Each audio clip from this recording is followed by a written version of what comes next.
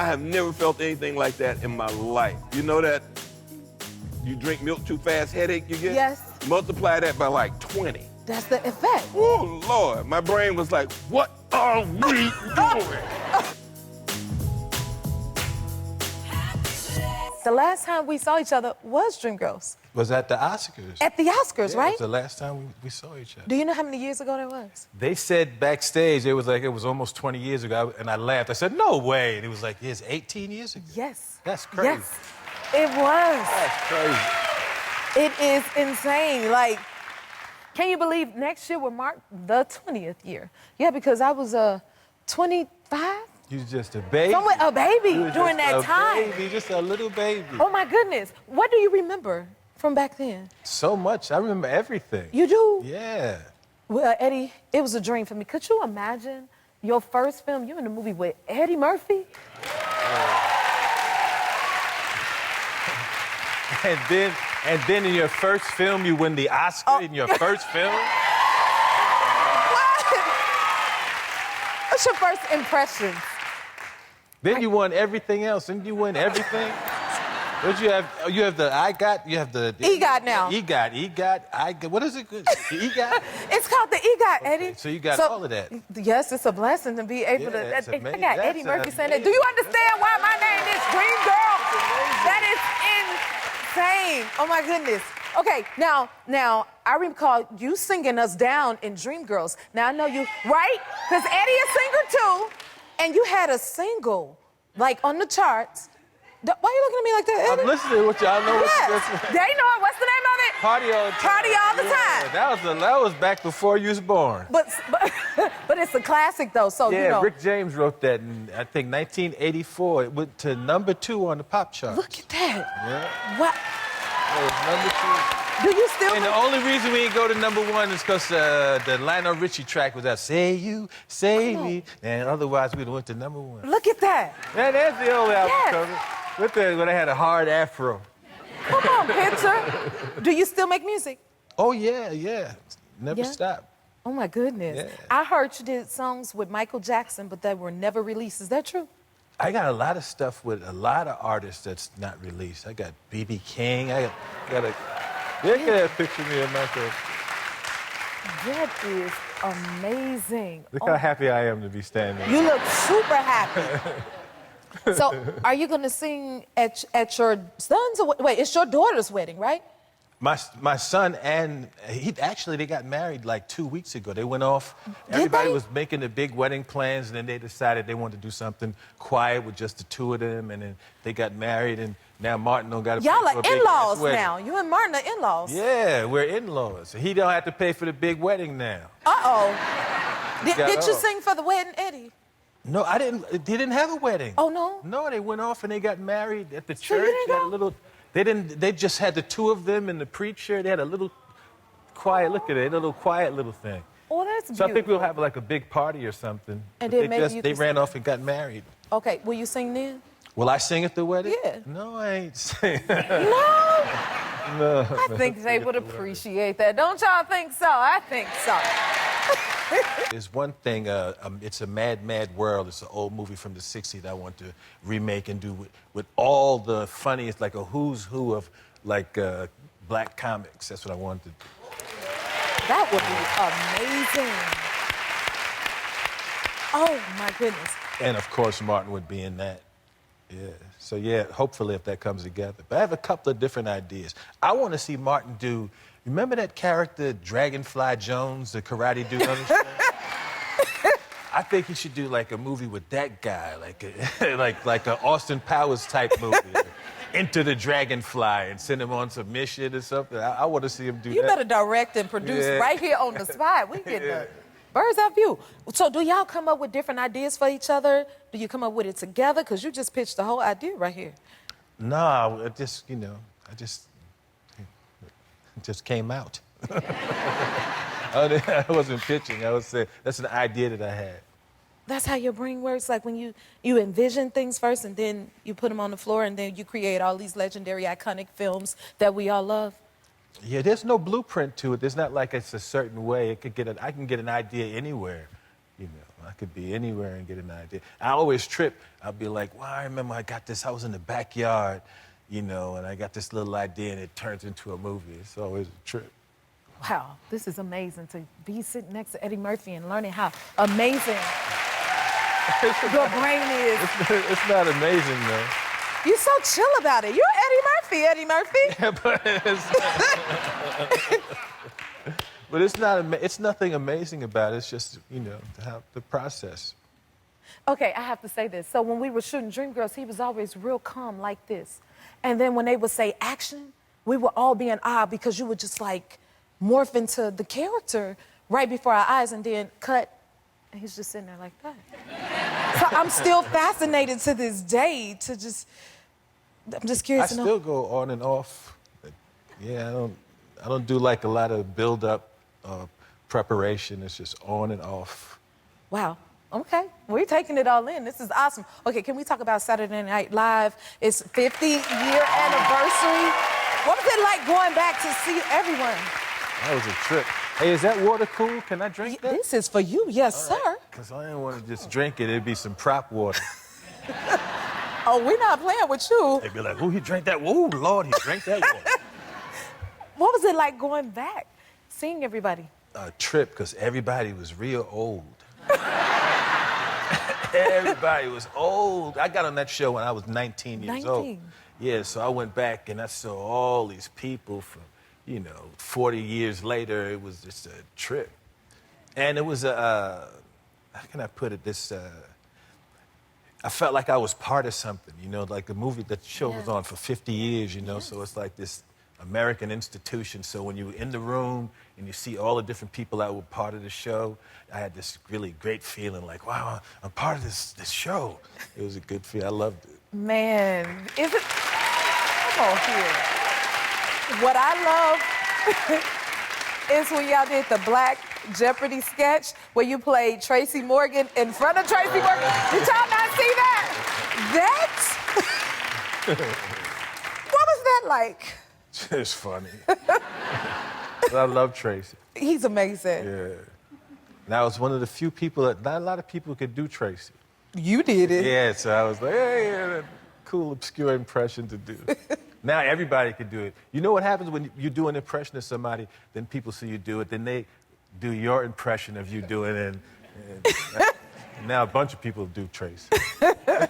He's a character, that's for sure. You nailed that. Okay, ooh, the other sketch was when Will Ferrell came out. I don't know what he had on, but did you expect him to come out there half dressed like that? Yeah, see, he didn't come to rehearsal. So I saw him on air when he came out. No, I didn't expect him to be dressed. So I'm holding it in the whole time. That's excellent, because that was a lot. Y'all are funny. Very funny. He's another one that I love, Will Ferrell. He's brilliant. So funny. Does anything ever make you break character? Yeah, I started laughing there. I start laughing all the time if, you know, in the middle of stuff, and then we just, you know, go back and fix it. I love that when something makes you, you know, you can't hold it in, you got to start laughing. And the audience likes it yes, too. It keeps But the going. audience hates it. Sometimes people do it, and they ain't really laughing. They be like fake laughing. Right. And the audience is like, you ain't really laughing. It makes it that much That's better. always horrible. Do you realize how iconic you are? Is that an odd question? It's a definitely outside of you question. Yeah. Yeah. I understand where you are, and we are losing it. It is such an honor to have you here.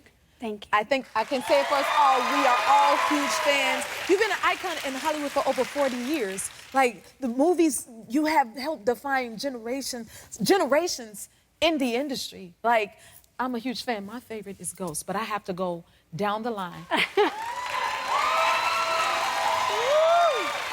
When you look back at your projects, like, what do you think, like, when you see this? Do you know how fierce you are? I just think, wow, that was a long time ago. I have to read. Listen, do you understand? St. Elmo's Fire. Okay. Come on. Okay. Ghost, A Few Good Men, Indecent Proposal, Disclosure, Striptease, G.I. Jane, Charlie's Angels, and so many more. Like, I am in awe of you. It is amazing. And G.I. Jane, you help redefine what females could be in movies. What do you remember from when you played that role? You know, one of the most powerful takeaways, I would say, like, I always feel like when you do a role, you're doing the role, but there's always something that is kind of a gift to you that you get to take away from it. And in this case, I think there was an aspect of stepping into what's predominantly was a man's world and realizing the moment that I, you know, shaved my head, that I realized that men moved forward in life very directly and that women tended to kind of go back and forth and that men were very unapologetic about how they moved. Yes. And there was something about taking the strength that I had physically and realizing that I didn't want to wear it, I just wanted to move it to the inside. Y'all better take that with you. So if you could speak to the girl in that photo, what would you say to her? What would I say? Don't worry, your hair will grow back.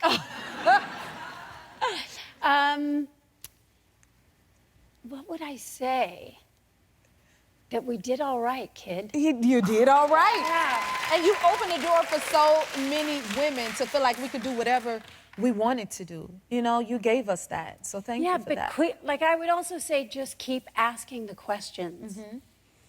Keep challenging the status quo if it doesn't feel like the truth. Got all the great nuggets, too. Oh, my goodness. And also, I mean, everyone had, like, the ultimate crush on you. You were the ultimate crush. Was that See, now the thing is I wasn't that girl. Yes, you're still that I was so the nerdy girl who felt like I was playing dress up. Really? Seriously, with my, like, I think the kid that had the cat eye glasses and the wandering eye, like, that's, like, so the idea that I was a crush always feels like, no. Really? Yes. No one would ever believe that. I don't. I think you're the girl that every girl wanted to be like. You know what I mean? Well, that With I your like. style. That I like. Even still to this day, it's like, I think it's super cool. You know, and I love this. Mental health is so important to you. How do you continue to prioritize? I mean, first of all, I think that it's a combination of things. I think it's really like, where do you place your priorities? Where, and you know, and for me, it's in finding balance. And the balance is what's really important. My family is important. The quality, but I think more than anything, it's, you know, it's in the perception that we hold. And I can either look at life as happening for me, as I do, versus happening to me. And by looking at life through that lens, it already changes. And it doesn't mean that everything is always working the way I would want it, but it allows me to step back and receive whatever experience I'm having from a place that is looking for what it's trying to give me as opposed to what it's taking from me. Once again, yet another nugget. Okay, that brings me to this, because the theme of this season is choosing joy. How do you choose your joy? I think that's a perfect segue. For me, the key to that, because I feel like I live every day from that perspective, is that it's a choice. It's a choice. It's a choice. Like, I choose every day. And I think it comes for me first and foremost through waking up with gratitude. Yes. I don't take anything for granted.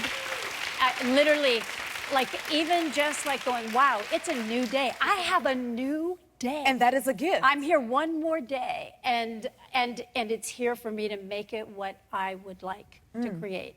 I'm not waiting for somebody to give it to me. Give it to me. Yep. Yes. In truth, it's like the other part of really choosing joy is saying, how can I be of service? How am I in service today? Yes, ma'am. Well, you're blessing us right now and giving us so much joy. I think that the internet can serve to create a lot of compare and despair, where people are comparing themselves to something that is an illusion, that isn't even real, and then taking it personally. It's like when I compare my insides to somebody else's, the outsides, vice versa. And so I think that made sense. Everything you say makes sense. We're following. No, but it's interesting. I look at it to me like a tool. And, when it first kicked off social media, there was something magical. Yes. Because I felt like there were people I was connecting with from places I might not ever get the opportunity to go and travel to. Yeah. And there was a sweetness in it. And then there's now a little bit more of a dark side where people who are isolated and feeling, I think, certain levels of unhappiness, who then are using their words in a negative way. But as I have been taught, that sometimes our tormentors are our greatest mentors. That can be true. And even if it is allowing you to become a better mentor to yourself. She's teaching us so many great things. I am loving it. Come on, Denise. And congratulations, you're a grandma now. I am a grandma. Wow, that is beautiful. Look at the baby. This little angel. So precious. She's magical. She is magical, yes. How has she influenced your life in the way you see things now? Having a The great thing is I look at her and I realize that through how I choose to live, how my daughter and her sisters all choose to live, that we actually have a chance to break certain generational patterns. And I can already see it within her. And talk about choosing joy. She is... That is so beautiful. She is a pocket of joy. I love that. Do you give your daughter parenting advice? What I have learned is that you do not give advice unless you are asked. Oh! In general. Okay. First of all, she is a wonderful mother, and I'm so proud of her. She is really incredible. And if I am asked, I am happy to share my experience, strength, and hope. But if I am not, it is better that I just keep my mouth shut. Got it. Lesson learned. I love it. Because we have to give, as a parent, it's very hard. You have to realize you have to give your children, I think, the dignity of their own process. Right. Sometimes they need to find their own way, even if I'm right, and often I am, I just want to say, but it doesn't make her wrong. Okay, that's a great perspective. I like that a lot. I'm taking notes. Wow, because I'm a mom, and one day, hopefully, I'll be a grandma. So it's that's a good note to take, because we learn. Do you have any advice for me as a mom? You're giving great advice. What I would say is recognizing that we're just the managers. We don't own, and we just need to step back. This is good. And be for me, I feel like my job is just to love my children and to give them the room to be who they are. Love that. I always say, and then trust our teachings and let them be, right? And I think when they're small, there's a lot of little problems, and when they're bigger and more life impacting. But rescuing our children, which is our intuitive instinct, isn't always the best thing. Sometimes you just gotta... We have to give them the room. The room. I love that. Taking notes yet again. Okay. I love the babies, I love the advice, but I also love the animals. You have 7 dogs? I do have 7 dogs. Wow. Look at that. Yes, so in this grouping, since you will see, I think there are more than 7, that is because 2 of them in the back are the grand dogs, which somehow I was taking care of, with the smallest princess in the front. You have a favorite? I don't like to use the word favorite. What word? I would say I have a different connection. Okay, we're following. So I have a different connection, just like we have with people. Yes. So I have a certain deeper soul connection with the little one in the front. But I like... How precious. Pilaf, who is a superstar. This is Pilaf, the little mouse. Oh. She's 1.5 pounds. And she's so special. Didn't you take her to Paris, like fashion? She has been everywhere. Everywhere. She's been to fashion shows by invitation, by the way. It's not like I've just She gets her own there. invite. I mean, she... They said, you know, I get asked, is Pilaf coming? Like as if they're, you know... Okay. Yeah, she's probably been to Europe 15 times. See, that's my question, because I would love to take my cat over, you know, out the country. So you got to tip me on how to do that, because I thought they couldn't go. They can, only the UK is a little bit tricky, but everywhere else is pretty easy. Listen, we have to talk about the substance. I love this movie. This role that you played as an actress, I'm sitting there like, this is major. This is an amazing performance. Y'all need to check this film out. I'm not surprised that it's receiving rave reviews from the critics. They love it, and it is getting Oscar buzz, which you so deserve. Thank you. How do you feel? I mean, I'm still a little bit in shock and a lot of awe. I actually feel extremely, really humbled. I had no idea what to expect, because it is, as you've seen, it's quite a wild ride. I mean, it's one I would really suggest, if you can see it in the theaters, and You definitely want to go see it in the with theater. someone. Don't be You alone. want to go with someone, yes. Just so you have somebody who witnesses it with you. But I think it's really powerful. It's a powerful... It's necessary. That's what I got out of it. Beautiful. And it intrigued my son. We sat up and we watched it together, and I think just the way you portrayed the role and the narrative of the story, it's necessary. That's how I feel about it, and it's very powerful, and you truly delivered. Thank It's you. amazing. Thank you. I got to see it. You need to see it. But can you tell everyone what it's about? Well, it's a little bit difficult to put it in too or succinctly, but one, it's dealing with aging. It's dealing with the male perspective of the idealized woman that we as women have bought into. And it's also dealing with the pursuit of perfection. And even more importantly, it really explores the violence that we can have against ourselves when the way in which we can speak to ourselves, the thoughts we can have, the negative way in which that we can have such a depth of self-loathing. What we talked about earlier, that compare and despair, and it goes to some hardcore, but it does it in such a unique way. Very unique way. And and there are laughs, I'll just say. It is. It's well-rounded, what I love about it. And watching it I'm always looking at a project from an actor's standpoint. So I can't help but to think about, like, your character went into so many deep, vulnerable places. I'm curious to know, how did you prepare? I mean, a lot of it was, first of all, going into it with just the clarity of what were we trying to tell through this. And my personal was, there's not a lot of dialogue. A lot of it is because a lot symbolism, of your scenes is by and it's yourself, a lot with just money, which is more challenging.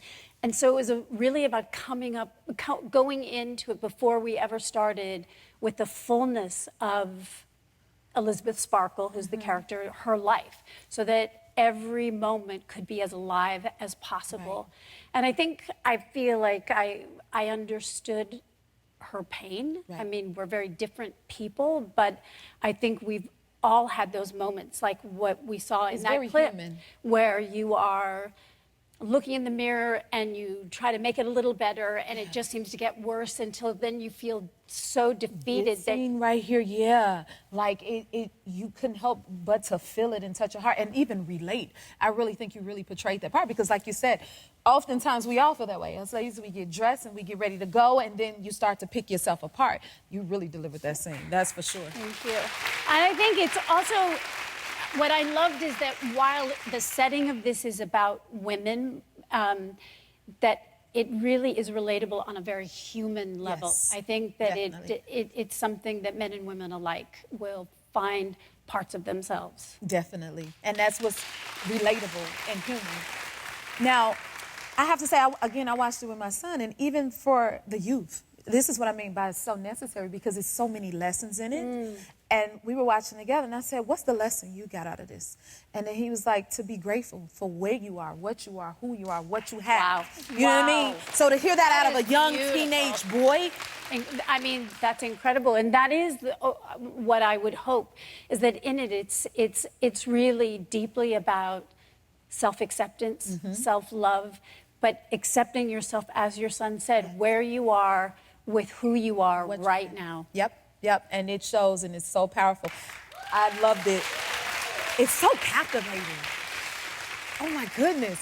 And then, you took your daughters to the LA premiere? It was the first, I waited for them to see it because I wanted them to see it with a bigger audience. So that was their first time seeing yes. it? Oh my goodness. And I think they were all very proud of me. And I've been giving them a couple of days to process before we had a regroup powwow because it's definitely intense. It's intense for me because also in my character's journey, as I'm seeking that younger, better me, I then am losing at each moment the very beauty that I had to begin with. Exactly. And it's done, and what's so powerful in the film is that it's done in this physical manifestation of actually really degrading and deforming. You gave it to us, and thank you. I'm nervous to have you here. I'm like, I don't even feel right saying, Angela, should I call you Miss Bassett? Or? You bet not. Okay.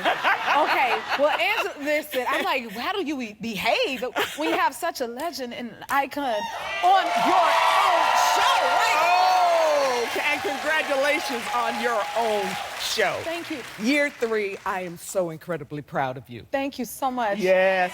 Thank you. Yes. You have been someone I've always looked up to and admired, so it was a dream of mine to have you here as my first guest. Thank you for making that dream come true. And yes, right, y'all?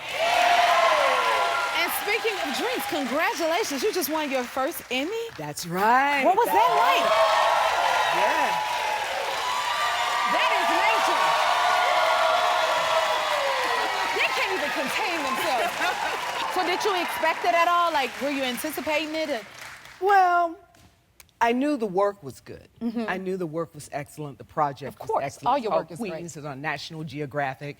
It was all female directors, female led. That's amazing. Out in the wilderness and the wild with lions and tigers and bonobos, monkeys and Really? killer bees and hyenas. All women, filming wildlife documentary, which is largely been very male dominated. Right. So I was like intensely proud of this project. I knew it was deserving, but you never know. And 2 years ago, I got to present you with the Golden Globe. Do you remember that moment? I do indeed. Oh my goodness. Right? That right there for me, you would have thought I won the award the way I got to present it. Like, it's just a... You're like, huh?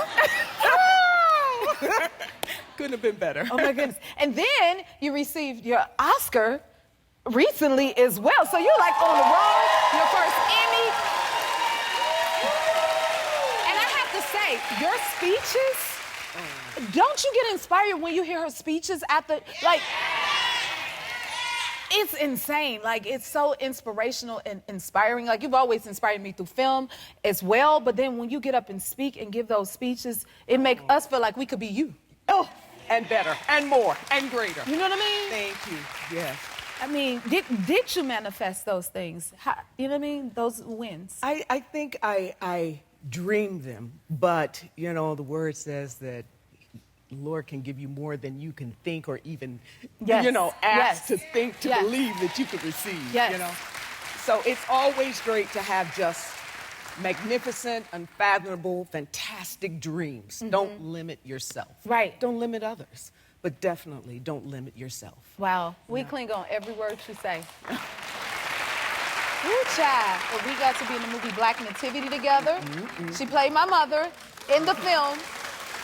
Do you remember when we sang the song together? I do, and they asked me before I got it, can you sing? And of course, as an actor, you said, yes, I can. You didn't say how well. Not with flourishes, no. And then they threw on me that it was a duet with you.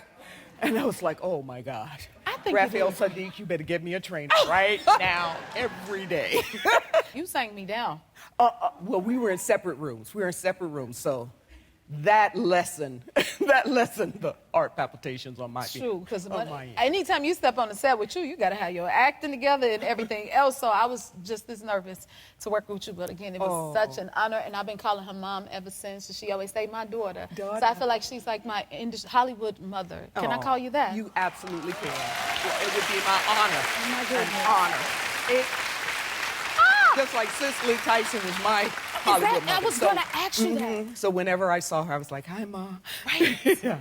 Right. She played my mother when I did the Rosa Parks story. So from that moment, yeah. Do you see this? You do so many timeless, iconic things, and I have clearly worked with so many legends, and now you're a legend in your own right. Now, I want to talk about your beautiful children, because I got to play your daughter. What are your kids into? They are 18. They are 1 month into college. Oh. Into college. Right. So you're an empty nester. Yes.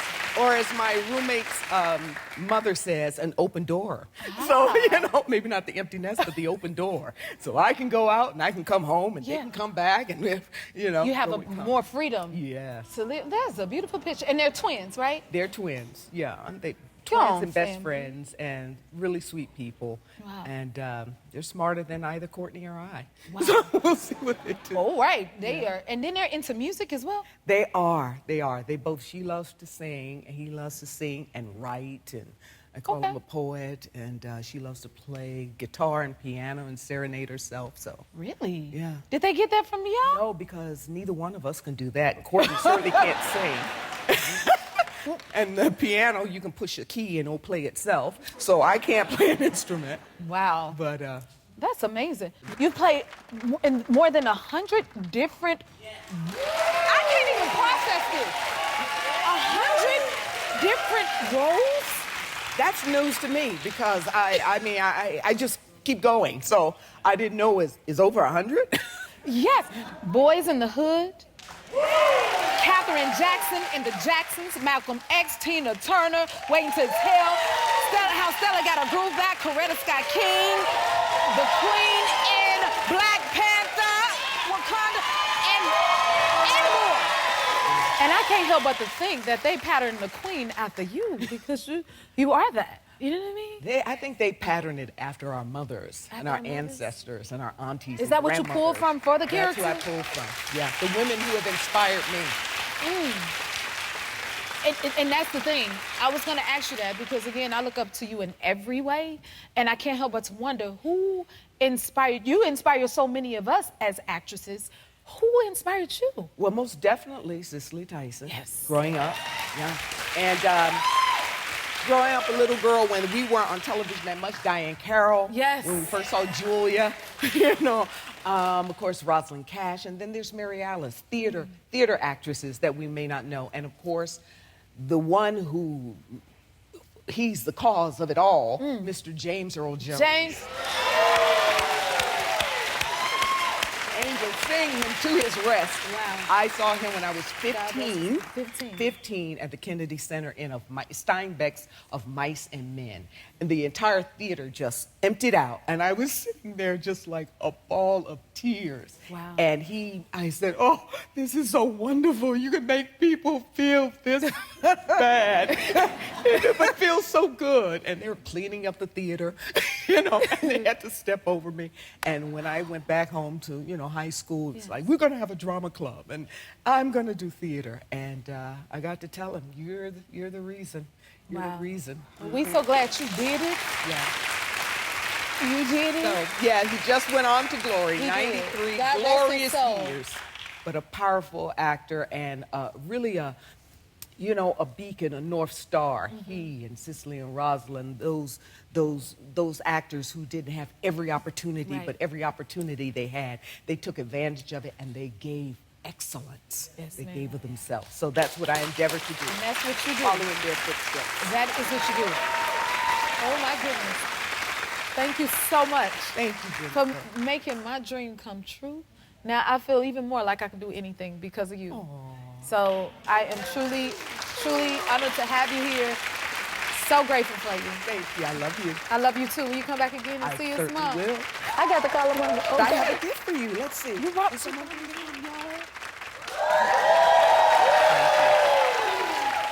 Like I said earlier, never, ever sell yourself short or limit yourself in any way, and you haven't, and it's the testament of what we have going on in this beautiful place with all of you. I'm so enormously proud of you. Thank you. I know for you, oh, the best is yet to come. What she said when she went, you got me in tears. Y'all see it? This is just the impact you have. Like, I know. I feel the same way y'all do. As you can see, do you hear?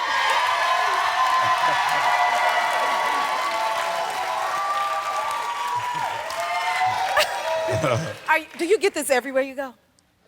Most places. Most places? Yeah. I mean, you gotta be like one of the most loved comedian actors ever, right? Don't y'all think? Well, I give all praises due to God. Yes. I give all praises due to God. On.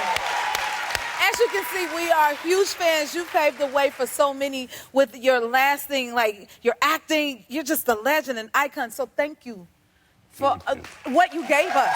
Like you changed the game. Thank you. Thank you. Oh my goodness. Now, you know, Martin, the TV show, meant everything to a lot of people still to this day. Yeah. Do you understand? What do you think made it stand out so well? I think Young Love, you know, that me and Tisha showed on the show, and the realness, you know, the realness that came out of the characters and everything, and just the fun that we had. I think everybody could relate to it. We could. We definitely could.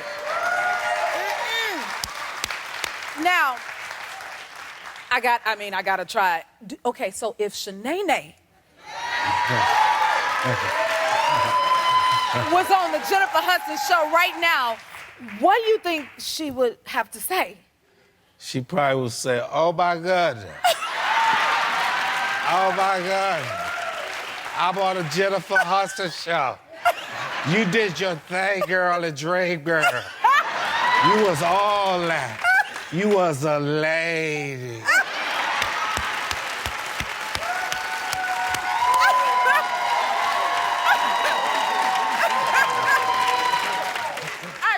This is too much. I can't believe I just got to hear Shanae. This up close and personal. Can you believe it? Oh my God. That just took me out, Martin. That was insane. So you've had so many guest stars on the show. Snoop Dogg, that was his debut being on your show? Yeah, that was his debut. He was a little shy, you know, but he had a lot of fun. Snoop was shy. She was a little shy, but you couldn't tell. You know, he had a lot of fun. He had a lot of fun. And you had Richard Pryor too on it? Richard Pryor. What was that like? Yeah. My mentor. Yeah? Richard Pryor. That was the best, you know. I got to sit down with him and just smile with him and laugh with him. Man. And that was awesome for me. Oh my goodness. Listen, you had some amazing guests. So if the show was still on, you think I could get a guest spot? Oh, most definitely. Our girl gotta try, okay? Ooh. Would I get to play myself or would I get to be a character? Whatever you want to do. Because I know they do a lot of singing. You're a diva. Okay. Whatever you want to do. See, because I noticed, you know, like they used to sing on the show a lot. I used to love it. Oh my goodness. So I would imagine I would sing on the show and have a little guest appearance being myself. Would that work? Or Effie? We will make it work for you. Shanae probably would have wanted Effie. What you think? Okay. We could do that too. Okay. Now let's talk about this. So I want to know what you did before you got into comedy and acting. Because my first job, I worked at Burger King. What was your first job? One of my first jobs was Sears and Roebuck. Really? Yeah. I was a telephone sales representative. Oh. And I worked with Salt and Pepper. You worked with Salt and Pepper? Yeah, they were TSRs too, so, you know, and I was always trying to crack on Salt. Uh-oh. Oh, so you had a crush on Salt.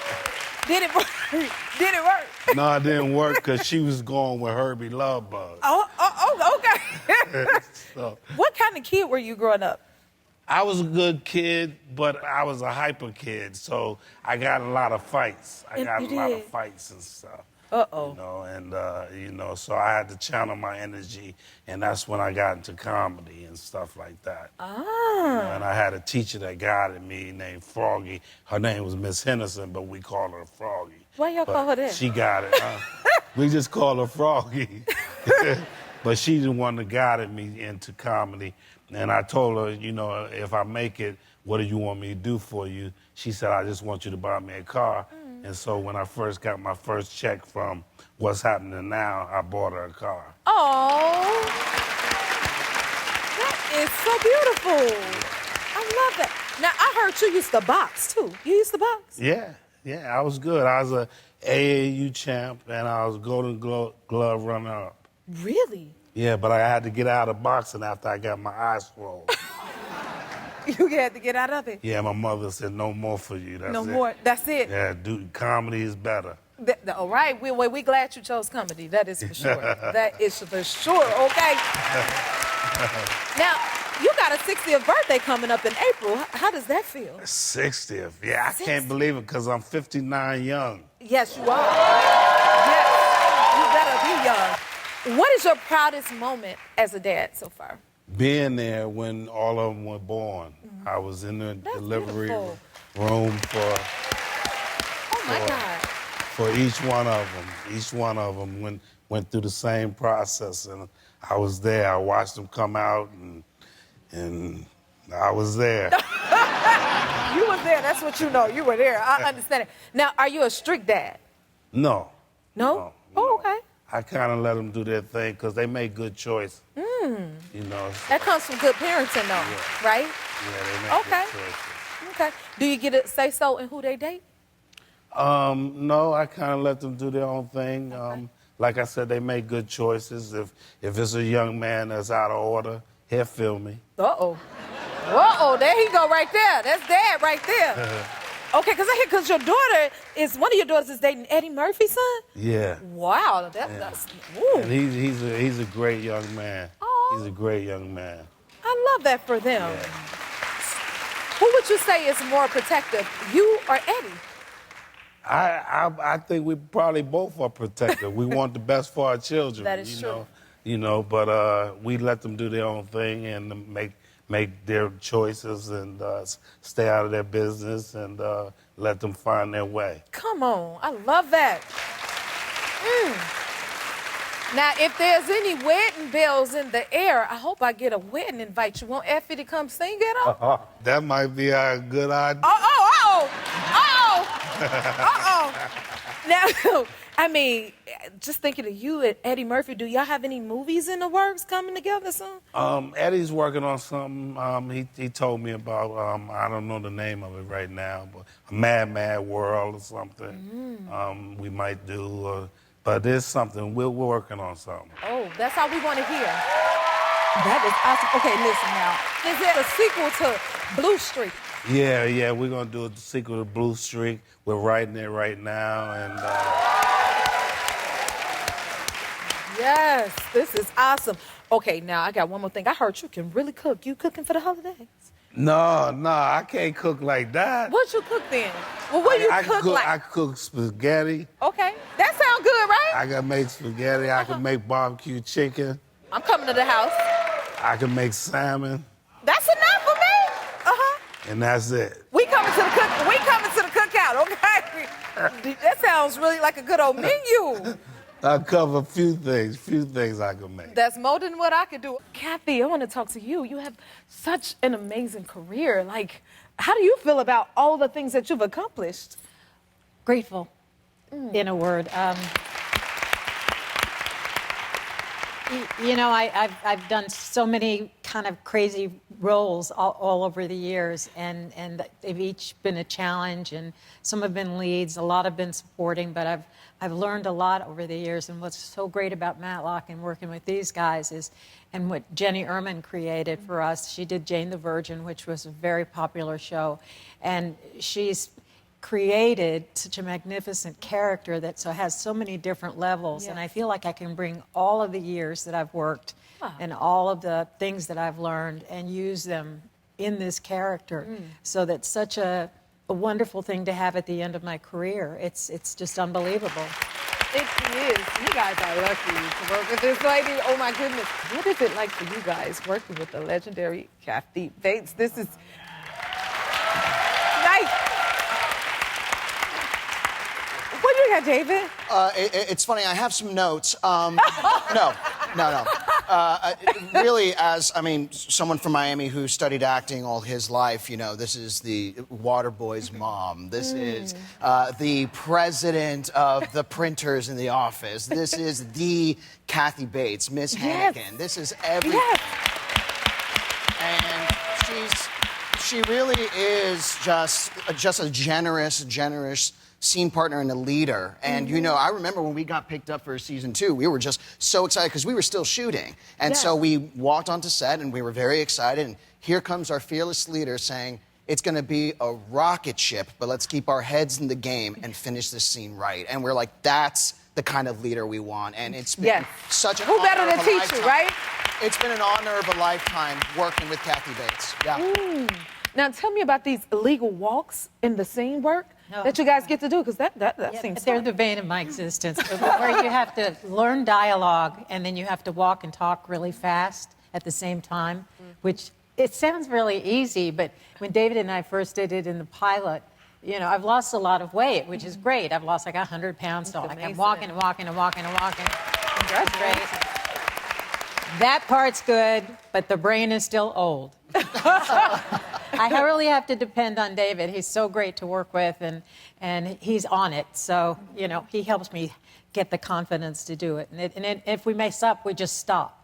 Right in the middle. Right. And then we back up and we keep going. So you start over and then start again. there would be times where we would make it to the end of the long walk and talk, a long 3-minute scene, and then you would just hope that you can make it there and not forget your line, because that happens a lot of times. Wow. But we're working with an amazing crew. Like, we have a great camera operator who is the king of the walk and talks because he worked on The West Wing. He was part of that creation, right? And so the fact that we get to do that, and we go in Kathy's pace. Yes. Where the speed she wants to go, we're going on it, because that is our quarterback. I make sure she keeps up. Yeah, she keeps You up. challenge her? Yeah. Oh, yeah. She chases behind us. Right. And that's the funniest part of the show to me, is seeing Kathy behind us, like, trying to keep up. And congratulations on your weight loss. You do look amazing. Thank you. Thank you. How do you feel about your weight loss journey?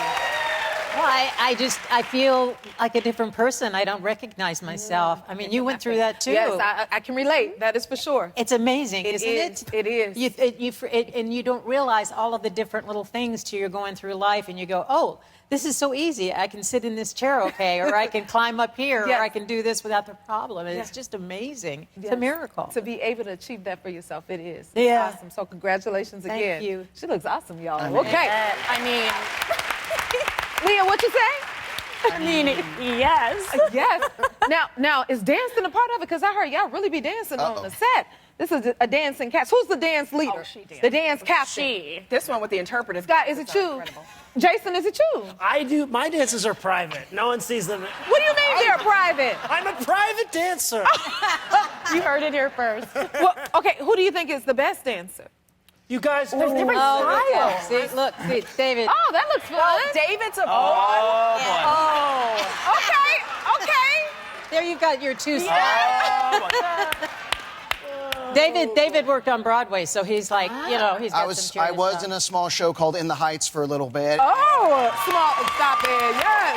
And also, I'm a Colombian Cuban, so I was born with rhythm. So that kind of helps as well. Okay. But we're a grateful crew to be working on a show in general. So, we always want to just... Yeah, right. That's great. I mean, we... Oh, my God. There we go. That's a leap.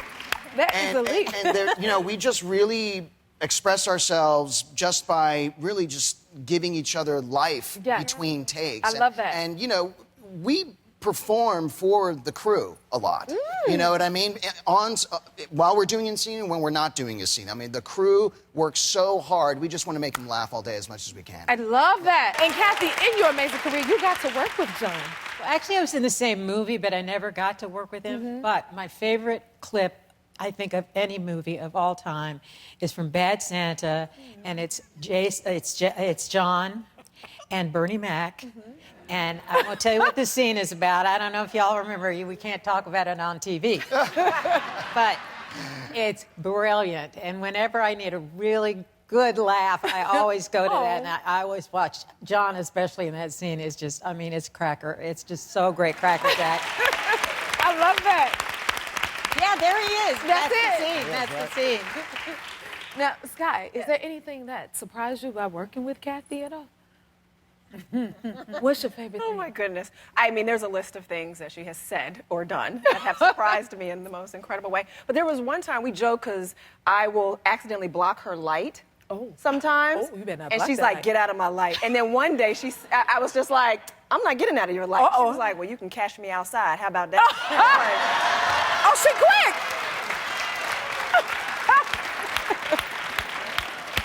Did she just say, catch me outside? Cash me outside. How about that? She said it again. Yes. So she keeps y'all on the toes. No, Kathy is in the pocket with so many different cultures, communities. Like, she's a real one. And that's what I love so much about Kathy. Sounds like fun. And David, she got a nickname for you? Well, yeah, she has a nickname for me. First of all, to get a nickname from Kathy Bates, I'm like, I can die happy. Okay, you've already seen him, so you know what this is going to be. It's payaso. And I think a lot of you know what that means. Clown. 'Cause he's always the clown. But I have to say, every day I come to set, he kisses my hand. That's right. Oh. I mean, that's the queen, right? The queen, yes, it is. There you go. Yes, it is. You got them in line. They understand. They know the assignment. Listen. And Leah, you auditioned for The Voice. Tell us, what was that? Yes, I did. And I was 15 years old and nobody turned around. But it was the best thing to happen to my life. You know, I am a singer as well as an actress. But I auditioned for The Voice when I was 15, and I actually remember, you know, Usher turned around, or did not turn around. Okay. But when he did, everyone turned around. He was like, I almost turned around for you. And I was like, but you didn't. And they didn't air that, but that's okay. But yeah, I was on The Voice. Because your path was your path and you're still here, right? That's exactly what it is. Everything turned out the way it was supposed to. Yes. Yeah. I'm a firm believer in that. I understand that. Thank you. Now, Kathy, do you know people have rumors that you may retire? You want to set them straight? Yes, I'm not going to retire because I'm having too much fun with these guys. She said what she said. It is such an honor to have you here. Thank you. It's a pleasure to be here. Right, y'all? Oh, my goodness. We're fanning out. Like, Oh, listen to you. this is, of course, it's yours. Y'all legendary icons, okay? Take your sip. Do you enjoy it? This tastes great. Thank y'all so much for being here. Thank you. Now, okay. First of all, how do we, because you're junior and you're senior, so do I call you senior and you junior? You just call me anything. All right, listen, okay, get into it now. First of all, how do you guys know each other? He used to live inside of me. Oh my goodness. Okay, so you're hilarious already. So your family provided all of us with like 40 years of laughter. Wow. Yeah, I mean, this is iconic. When did you realize your son had it and that he was funny? I realized he was funny when he kept asking me for money without working for it. I'm like, this dude's hilarious. Oh my goodness, your voice is iconic. Like, do you just hear the sound of his voice? Yeah. It just hit different. Yeah. You don't get that after? No. No? I hate my voice. Really? Yeah.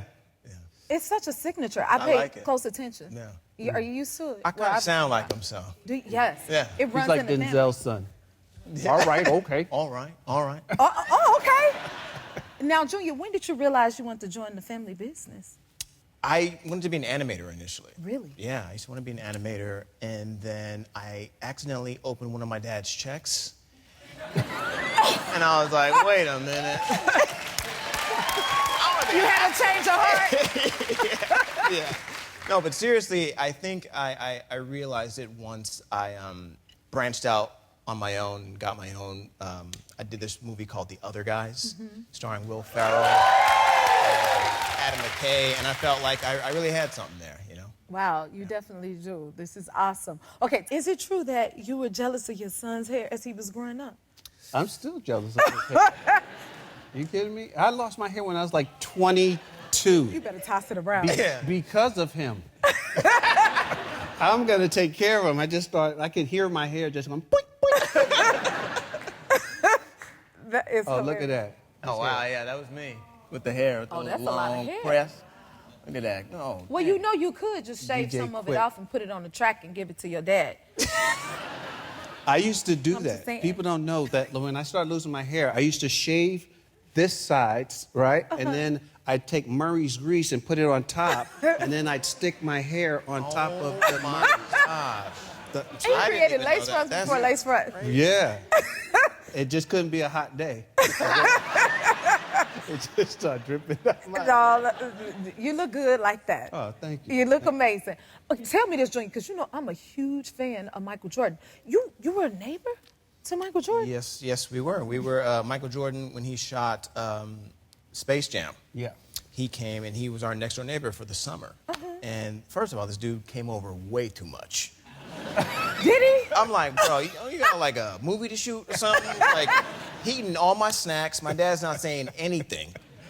And the dude, he never wore Jordans. Like, he would just come over in like some like crusty old Jesus sandals. Like, what you got them John 3:16s on, brother? Them Air Apostles. He would scratch up he would be playing basketball, and he would whoop us in basketball, but he'd be scratching up the whole court with them Jesus pieces. and my dad wouldn't let us clean it because it was like Jordan's scrapes. Yeah. It's Jordan. Yeah. So basketball is in the family. You teach your kids or your grandkids how to play basketball? Well, not anymore. I can't play. I've never really been good. I don't think that anybody in the Wayans family is good athletically. Craig was all right. Well, Craig's all right, but we're actually really funny on the sidelines. Okay. Ooh, Like I would love to see commentating on that. the game. But my grandson, I understand it because I've done camps and I played a basketball player in a movie. So his son, Maverick, loves to play basketball, but he wants to do too much too soon. So I have him in the backyard and I help him reverse engineer shots. Like he wants to Euro step. I'm like, okay, you're missing the basket. Start by making the basket. Just make the basket. Right, then step back, make the basket, step back again, and then step. And he'll go out there for like 4 hours straight practicing both sides. I love that. Man, listen, I think y'all need to commentate a basketball game. When you want to see that?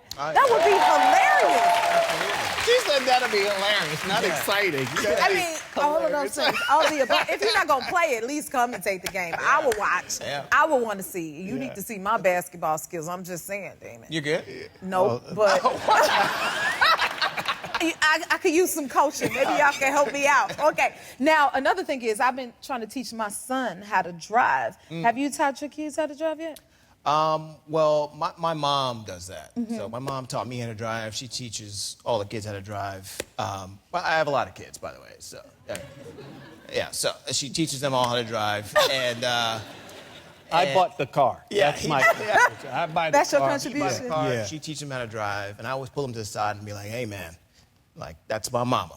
You know? Drive responsibly." Yes. You know what I'm saying, I only got one of her. I got like 6 of y'all. So. What took y'all so long to co-star together?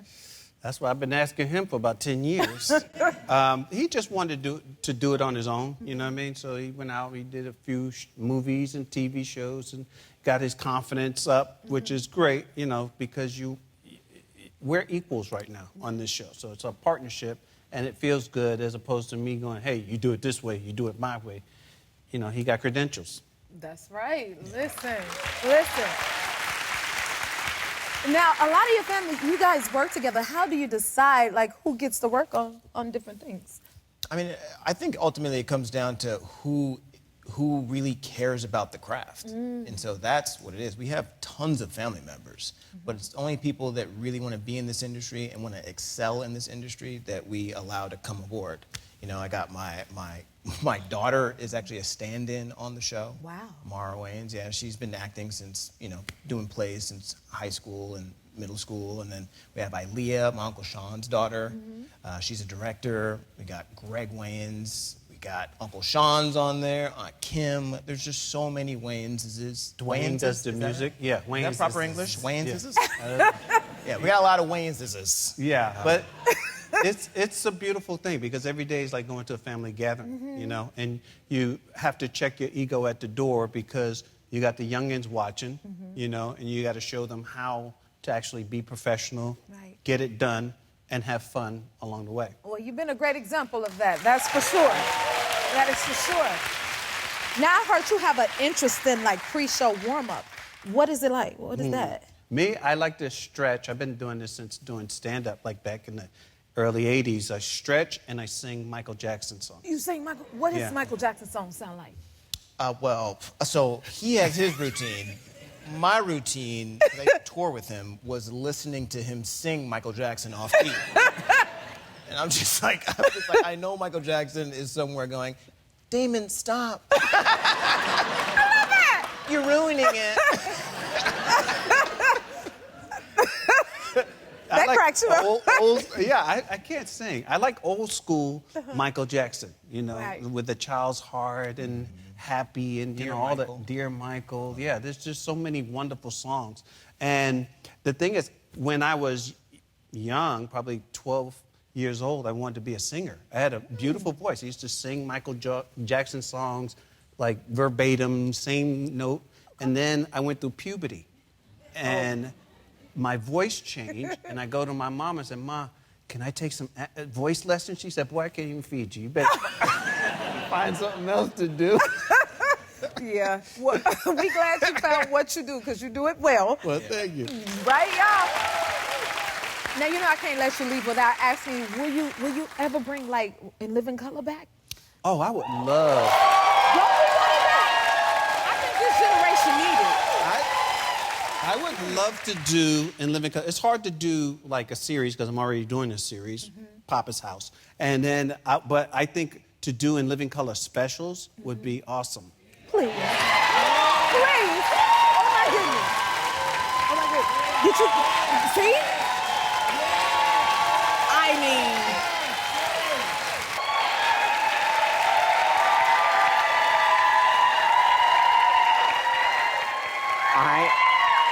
I have $1 for each and every one of you. I really do.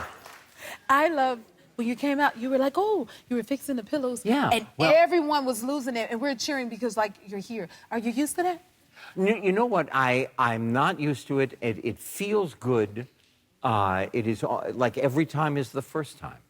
You know? I think that if a person gets used to it, they have a very deep problem living.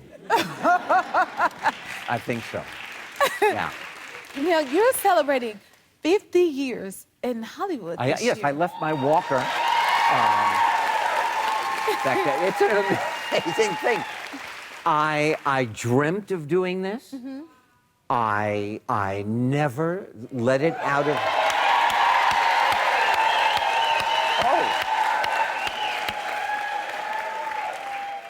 Arrested Development with Tony. Oh, my goodness. Amazing. Oh, there I am. I delivered every baby on Parks and Rec. There, Rashida is a good friend of my children. So I've known her for many, many years, since she was a little girl. Wow. That is amazing. Yeah. And Happy Days was like your big debut. It was. I did commercials. Uh-huh. You can't even speak because we're cheering. Oh. Could we stop showing pictures just for a minute? No, but there is my second family. I was with them for 10 years. We played baseball together. We worked on Stage 19, which was the very stage Lucille Ball started her 3-camera series on. She was the one who invented 3 cameras.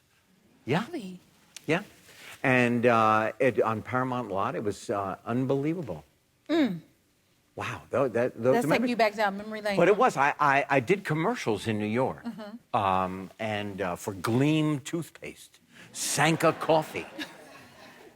And then I came out here, and 2 weeks after I arrived, I went to an audition for Happy Days, and it changed my life.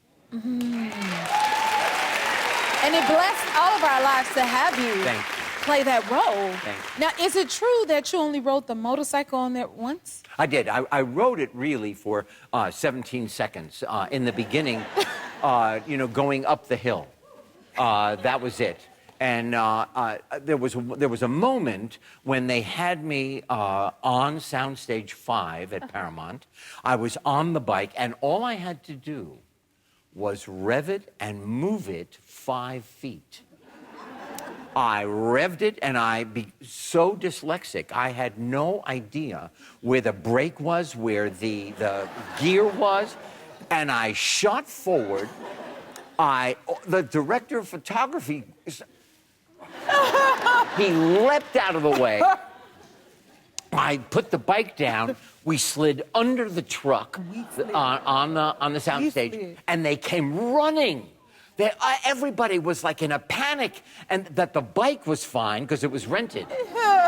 And then how about you? Are you okay? Yeah. That is hilarious. Yeah. And you never rode it again? I never rode it again, no. Okay. They scare me, actually. I can understand Yeah, that. they put it on a board with 4 rubber wheels, attached it to a truck. And did I not look like I was... You sold it. You sold it. Did I not lean on that bike? That is a great Like it moment, was too. my bike. That bike was the bike that Steve McQueen used to jump the fence in The Great Escape. Right? Well, yes, the same. There's you know, like those... on the handlebar, you know those little things that you put on a letter with your address and your name? Bud Akins, who rented the bike to Happy Days, had that little thing on the handlebar so you knew it was his, and he rented that bike to The Great Escape. Hello. You better school us and teach us and let us know. Oh, we're loving this. We're Mike captivated. Tush and Steve McQueen hit the same seat.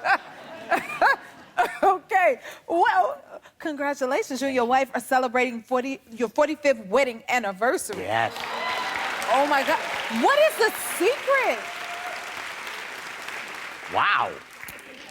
Wow. What's yeah, the secret? She was cute. She's still very cute.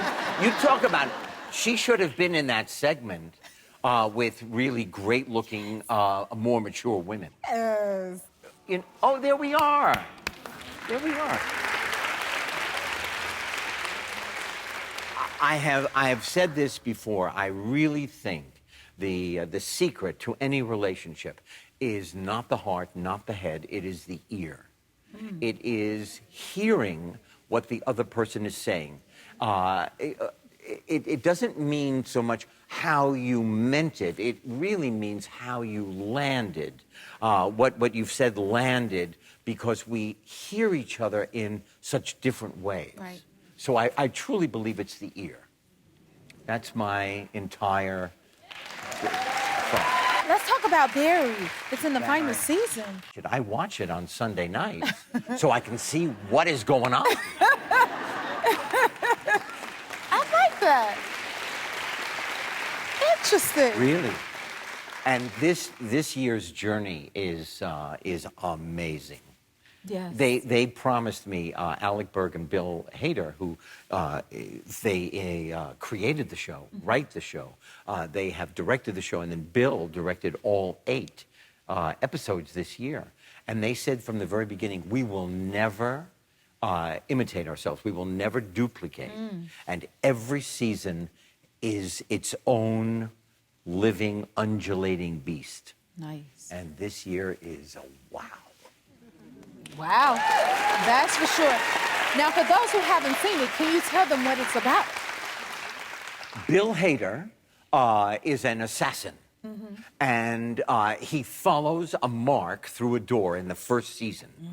And the young man that he is supposed to kill, it's an acting class. And the young man doesn't have an acting partner. He's sick that day. So he says, Bill, you, stranger, you come with me. And Bill goes up on the stage with this young man and does a scene that Bill reads from the paper. And he goes, I don't want to be an assassin. I want to be an actor. And that's how it starts. And how it ends up, how they got here, I don't know. Because it got so bent out of shape this year that I needed to take a flashlight with me to the set to see what is going on. Oh my God! And how are you about keeping secrets so you don't like tell them? Well, I want to live, so I'm keeping a lot of secrets about the show. Okay. Except that I will tell you, you tune in, you will not be disappointed. It don't sound like we're gonna be disappointed. Now, you also want to raise awareness about something that's affected your family. Can you tell us about that? Yes, I partnered with Apellis for eye care. My entire mission is to tell people, do not wait, go and see your eye doctor. I watched my father-in-law, a dentist, 6 feet tall, mustache, funny. I watched him go from this robust, wonderful gentleman who I loved, and I watched the life drain out of him because he got macular degeneration. If you know anybody who is 60 or older and they have a change in their vision, go to your eye doctor. If you need help, you can go to GA Won't Wait. And that is geographic atrophy, which is a later form of a macular degeneration. It can become this other thing later on, and it is irreversible. So check it now. Check it now. Look, a random celebrity name is going to pop up. Yeah. And then I'll guess if Yes. you've taken a photo with them, and then you'll reveal it if you really have. I just want to say, I get very excited to take a selfie with people. Yeah? I do. So you like selfies, You know who too? I'm waiting for? Who? You. Okay. And then Bruce Springsteen. Oh. I've met him 3 times. I've never had the courage to say, can I take a selfie with you? You really? Yeah.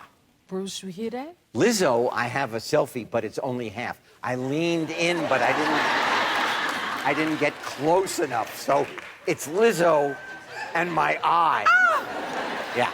I love that. Yeah. Okay, well, let's see if Okay. we can see. Okay. Let's see. I want to see the first name. Shaquille O'Neal. Okay, Shaquille O'Neal. We're at a press conference, each for a different reason. We're there for a different reason, and I'm talking to my friends. I was doing a show called Children's Hospital at the time, and I walked smack into a wall, my nose right into his belly button. That sounds about right. I wasn't kidding. I was not kidding. Woo! Okay. That is hilarious. He is a very big human being. Like a giant or something, right? But he's charming, he's warm. As warm as you think he is, he is. Yeah. I agree. You are very right. Oh, right. He should have played basketball. He should have. Yeah. He would have been so good. Let's see the next name. Kim Kardashian. Okay. All right. Now, Kim and her sister, Courtney, have been in my backyard since high school. They are friends with my daughter. They are lovely. Yes. I mean, as blown up as they are in the universe, they are lovely. There we are. Kim came to my daughter's a wonderful charity, which is called This Is About Humanity. Aww. And she was there to support Zoe, and they've known each other since high school. Nice. In your backyard. You are the man. I am. Let's see another one. Brad Pitt. Oh, my God, Brad Pitt. Oh, he got stories for days. Now, my wife has repeatedly, over several decades, told me how she loves Brad Pitt. So we were at an award show, and there was Brad Pitt in this long cashmere coat. And I literally was like every fan in the universe. Brad, just stay right here. I have to get my wife. I have to introduce you to my wife. And then I took a picture of them chatting. He is dear. Oh, this is from another award show, and forget my wife.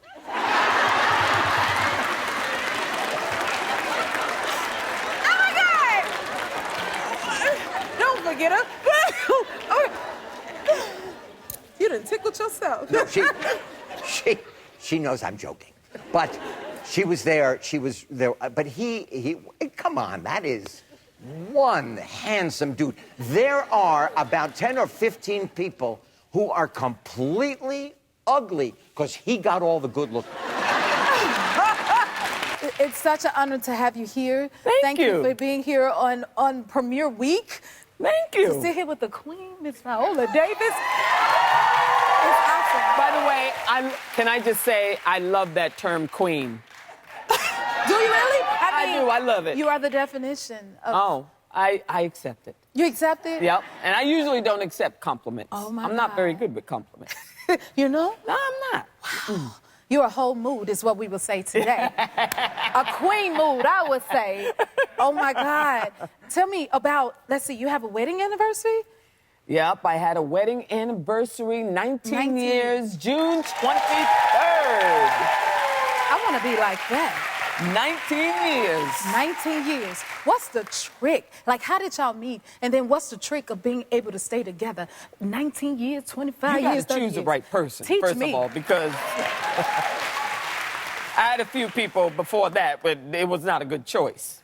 But I prayed for my husband, Jennifer. Right. Yes, ma'am. Yep. So it's like 23 years ago, because we dated for 4 years. 23 years ago, I'm doing a play, and a friend of mine said, "Why don't you have a man?" And I said, "I don't know. I think I'm fabulous." You are fabulous. And so he said, "Well, have you prayed for a man?" I said, "No, I haven't, because if I pray to God, he's going to say, 'Viola, who are you?'" Because I hadn't been in church for the longest time. I said, "No, I haven't prayed." He said, "This is what I want you to do.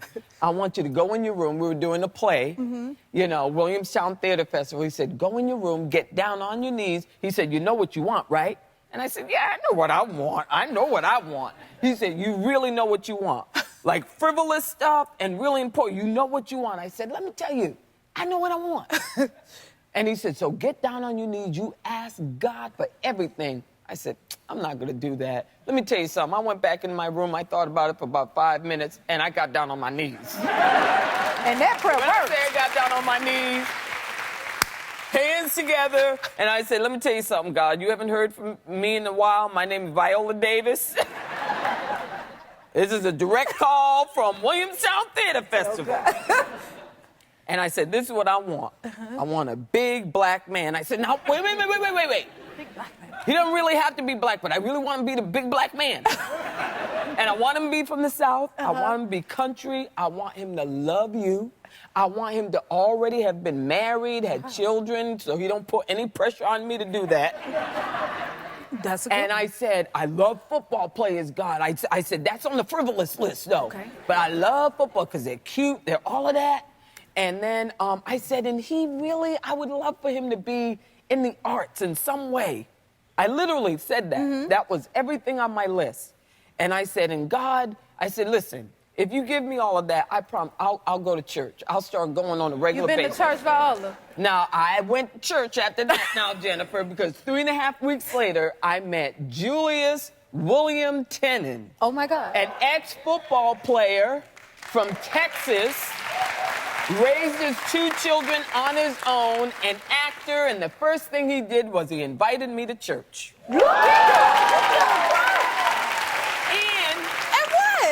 I'm going to tell you what the icing on the cake was. What's that? I got baptized at that church in a Speedo. In the Speedo?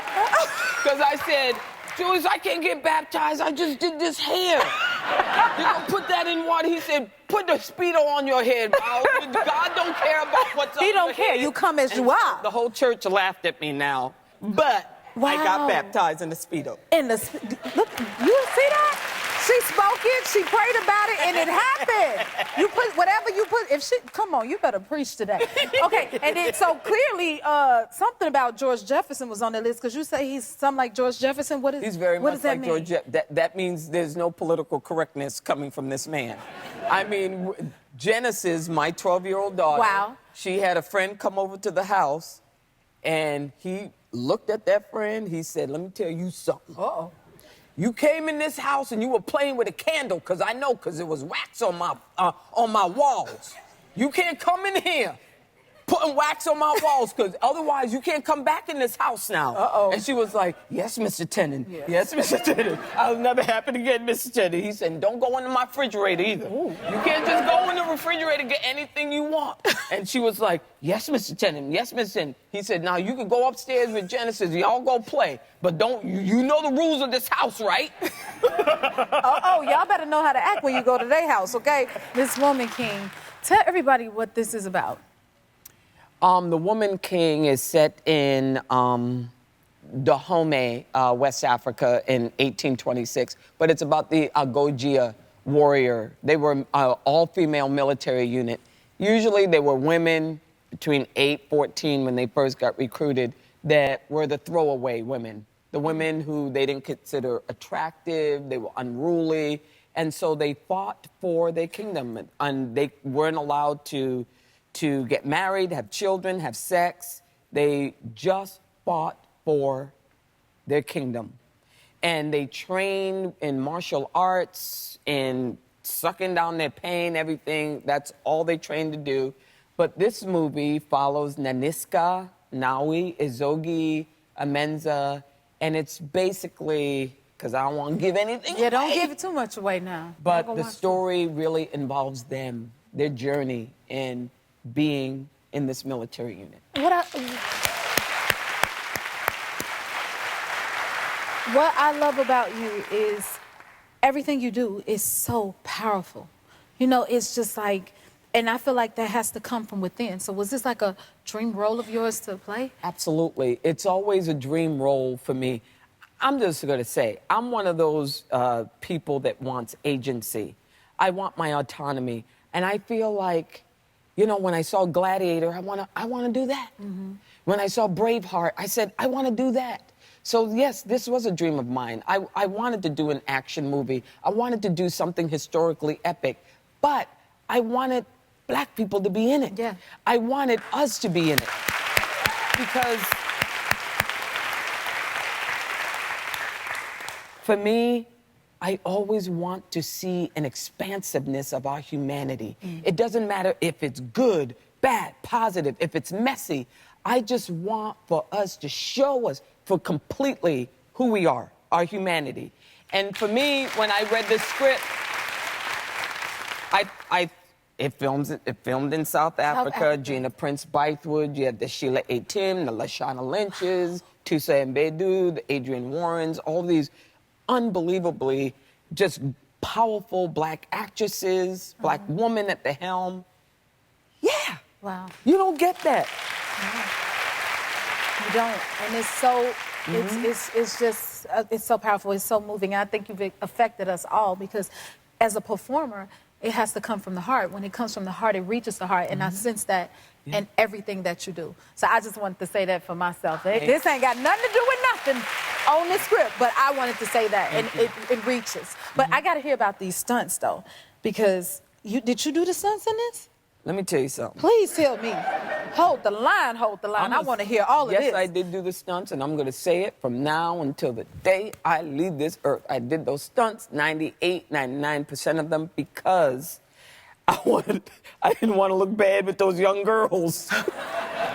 Because I was the old OG warrior. I'm the old warrior. Let them know. I was like, I have to pull it off, and I was one of the producers on it, too. And we shot in South Africa for 5 months. Wow. In the jungle. We shot in the jungle. You know, we shot in places where you're driving to work and you see elephants and lions and... Oh, my God, yes. Lions and tigers and bears and you're... Because it's Africa, you're going to see that. Now I'm saying that like I'm all like big Did shot, you flip but one really, let me tell you something. I would get to the set and go... We got a snake wrangler? Did you see a leopard? Oh, my God. We got our rifles, right? But seriously, there is nothing like being on the continent of Africa. Right. There is a reason why they call it the motherland. It is God's playground, absolutely without question. And his art, too. And the people in South Africa, I have to say, all of the Gojira warriors, which men and women in the background, a lot of women, extraordinary. Wow. I mean, extraordinary. We trained for, I trained 3 months. We all trained for 3 months. A lot of them trained no time. You should have seen them flipping the machetes, just rolling around, flipping people over, because the passion. Yes. There is nothing like passion. There is nothing like something that hits you in your heart from the very beginning. Because a lot of times I have to find it. I have to find the passion for it. You know. Oh, I know. I'm listening. I'm taking notes as you speak. Mr. Jackson, you can sit anywhere you want to sit. Thank you so much for coming to the happy place. Oh, my pleasure. Can you tell how happy we are to have you here?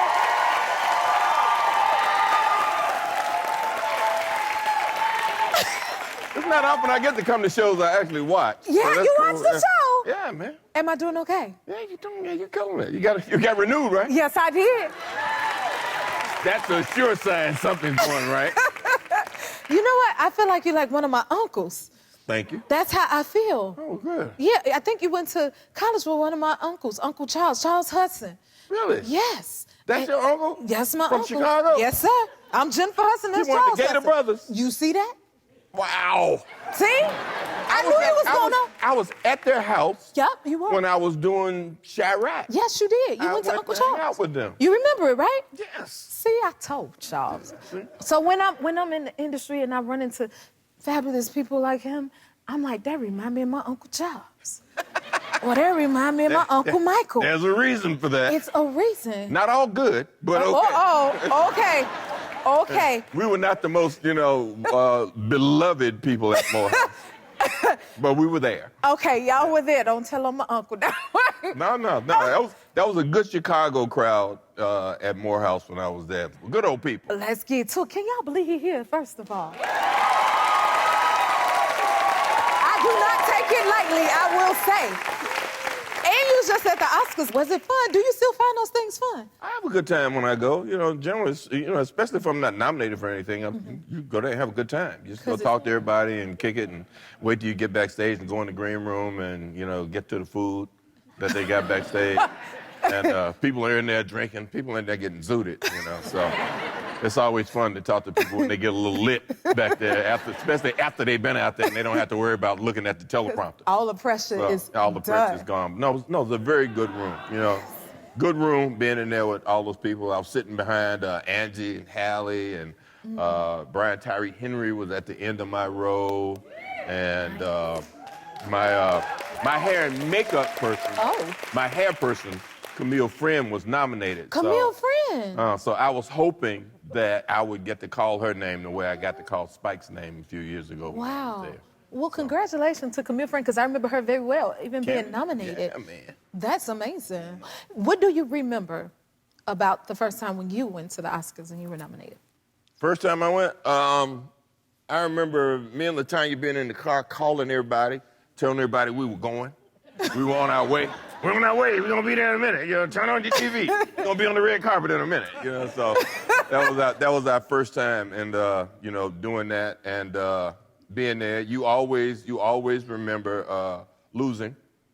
I remember that. What do you remember about it? I think I was the person in the little box that said a very naughty word and didn't do that. I didn't necessarily do that. So you didn't clap, you just said? No, I was just, and I think we left. And did you laugh right after the category? Yeah. That's Sam Jackson fella. He said, I got to go. Well, we were hungry. You were hungry? Hey, we went to the Vanity Fair party and ate. I love that. That's when it used to be at the Italian restaurant, before they moved to the new venue. And they had good food. They did? Oh, man, it was great. Okay, look, I got to go find it, because by the time I got there... That restaurant's not there anymore. It's not there no more? No. Okay. No. Well, you just finished your Broadway run for The Piano Lesson, which is a huge success. How does that feel? It was amazing. It was really wonderful to be back on stage. There's no feeling that compares to a live audience when you're in front of them. So every night, sitting backstage, waiting on that curtain to go up, to hear the buzz and to hear the excitement of everybody waiting for us to come out there and entertain them was always wonderful. In fact, the last place I saw you was the first day we were going into the theater to start rehearsal. And you were stuck in a car. I was in Times Square yeah. because we were promoting the show, and I think it was my birthday that day, and I saw you. Ah, okay. I was screaming at you out of the car because I saw you. And you said, I'm coming to the play. Yes. Listen, because listen, if y'all do it again, I'm on my way, but I was here with these beautiful people, and so I haven't had a chance to get there. That's right. But no, we had a magical run. My wife, LaTanya, directed the play. That is awesome. It was great. And we are now the highest grossing August Wilson play in the history of Broadway. Listen, yes! How does that feel? Well, we don't know. All we know is the house is full every night, and it's a hard ticket to get. You know, when people call you, can I get a ticket? It's like, I don't know if I can help you. You know, so it was a very hard ticket as the show went on. So it was great to look out in the audience and not see empty seats. Right, that's a good feeling. Not that you're supposed to look in the audience, but sometimes you can't help it. Yeah. Now, it gotta feel even better because you're getting like buzz to be nominated for the Tony. Really? Yes. You seem shocked. I'm missing the buzz. You're missing the buzz. Yeah, I haven't heard the buzz. I'm Well, it's I'm all traveling buzzing in the around wrong here at the circles. happy place. Okay, well. We got wins. Look forward to it, you know. I look forward to putting on another tuxedo. Oh, that's right. Get your tuxedo together, your snacks, and your drink. Oh, look at that. That's our, that was a thing. See, this is what the news does to you, right? So this was a gala for the Theater Communications Group. And, you know, COVID was going crazy, so she didn't want me to miss a show. And it was going to be a room full of people taking pictures and doing stuff. So she's like, you can't go. So I was on my way to my daughter's house, and we stopped to do this, and we stopped and took the pictures, and because I left, this whole big story came out the next day that we were beefing. Clean it up. Let them know At the thing, what it was. right? Yes. So she went on, and they said, well, she made an excuse saying, well, you know, he was, you know, avoiding COVID or whatever, and covering up for us fighting on the red carpet. Fight. Red carpet is not where you fight. Right. It's like, do I look like I was going to a gala? Yeah, it's like, I don't have a tuxedo on, a jacket, or nothing else. So she was dressed up, I wasn't, I left, and all of a sudden it was like, they were fighting. So, there was no beef. no, that was not even a raised voice on the carpet. But I don't know how that started, but, you know, it went around the, you know, it You went let through him the know. circuit. Let him know. Like everything else did. That's right. He said what he said. Y'all heard that? Yeah. Get him. He gonna clean it up for you. That's for sure. Now y'all been married 42 years, but been together over, right? 50 years. Yeah. So how, like, I heard the proposal was. Well, how see, did it happen? My story was, I came home one day and she already had these invitations printed up, and she gave me a stack and said, be here. Don't you love it? And she said, no, that's not what happened. I actually had to go and talk to her grandfather because he told her he wanted to walk her down the aisle before she died and her living in sin with this man. So I went and asked him for her hand or whatever. And that's probably what happened because I was on drugs and I don't know what the hell was going on in my life at the time. So she's probably right. Her version, but I like my version better because it sounds so much fun. You know, a guy to come home and one goes, here. You go, okay, I'll be there. You know? And you were But there. the problem was she had 23 bridesmaids and I didn't have 23 friends. Really? So wait a minute. So she had 23 bridesmaids. Yeah. How many groomsmen did you have? I had my friends, and then I had my friends ask their friends if they were doing anything. It was on a Monday because we were both working. She was doing a play. And she was one of those color girls, so she was doing a play. And I was going to do ragtime the day after we got married. I was going to London to do ragtime. So she had her 23 friends who were dancers, singers, and people who performed. It was a production. It was the bomb. She like a party, huh? We got reviewed in the theater section of the Atlanta Journal-Constitution. Best show in town that night. And we killed it. But yeah, it was a big wedding. Big wedding. You've done tons of films. What's the craziest thing you would say you ever did in a film? If you watch have you ever seen Long Kiss Goodnight? Yes. Okay. So at that point when Gina and I are running down that hallway and she shoots that glass window and then she machine guns the ice as we're jumping out the window so we can go into it when these people are chasing us. We thought that we did that part of it on some wires, jumped out a second-story window and did it slow. And then one day we came to work and they said, we found the perfect place for you to come up out of the ice. And we were like, are we doing that in the studio somewhere? And they were like, no, we got, we can see the whole city behind you and the skyline, and we're going to do it live. Now, it was minus 37 degrees that night. And they cut a hole in the ice. When they cut a hole in the ice was like about 4.5, 5 feet high. And they cut a big hole out like this, and they had put a hot tub in it because there was a current in the lake. So in it? To make sure we didn't float away. So they put the hot tub down, the tub down in there.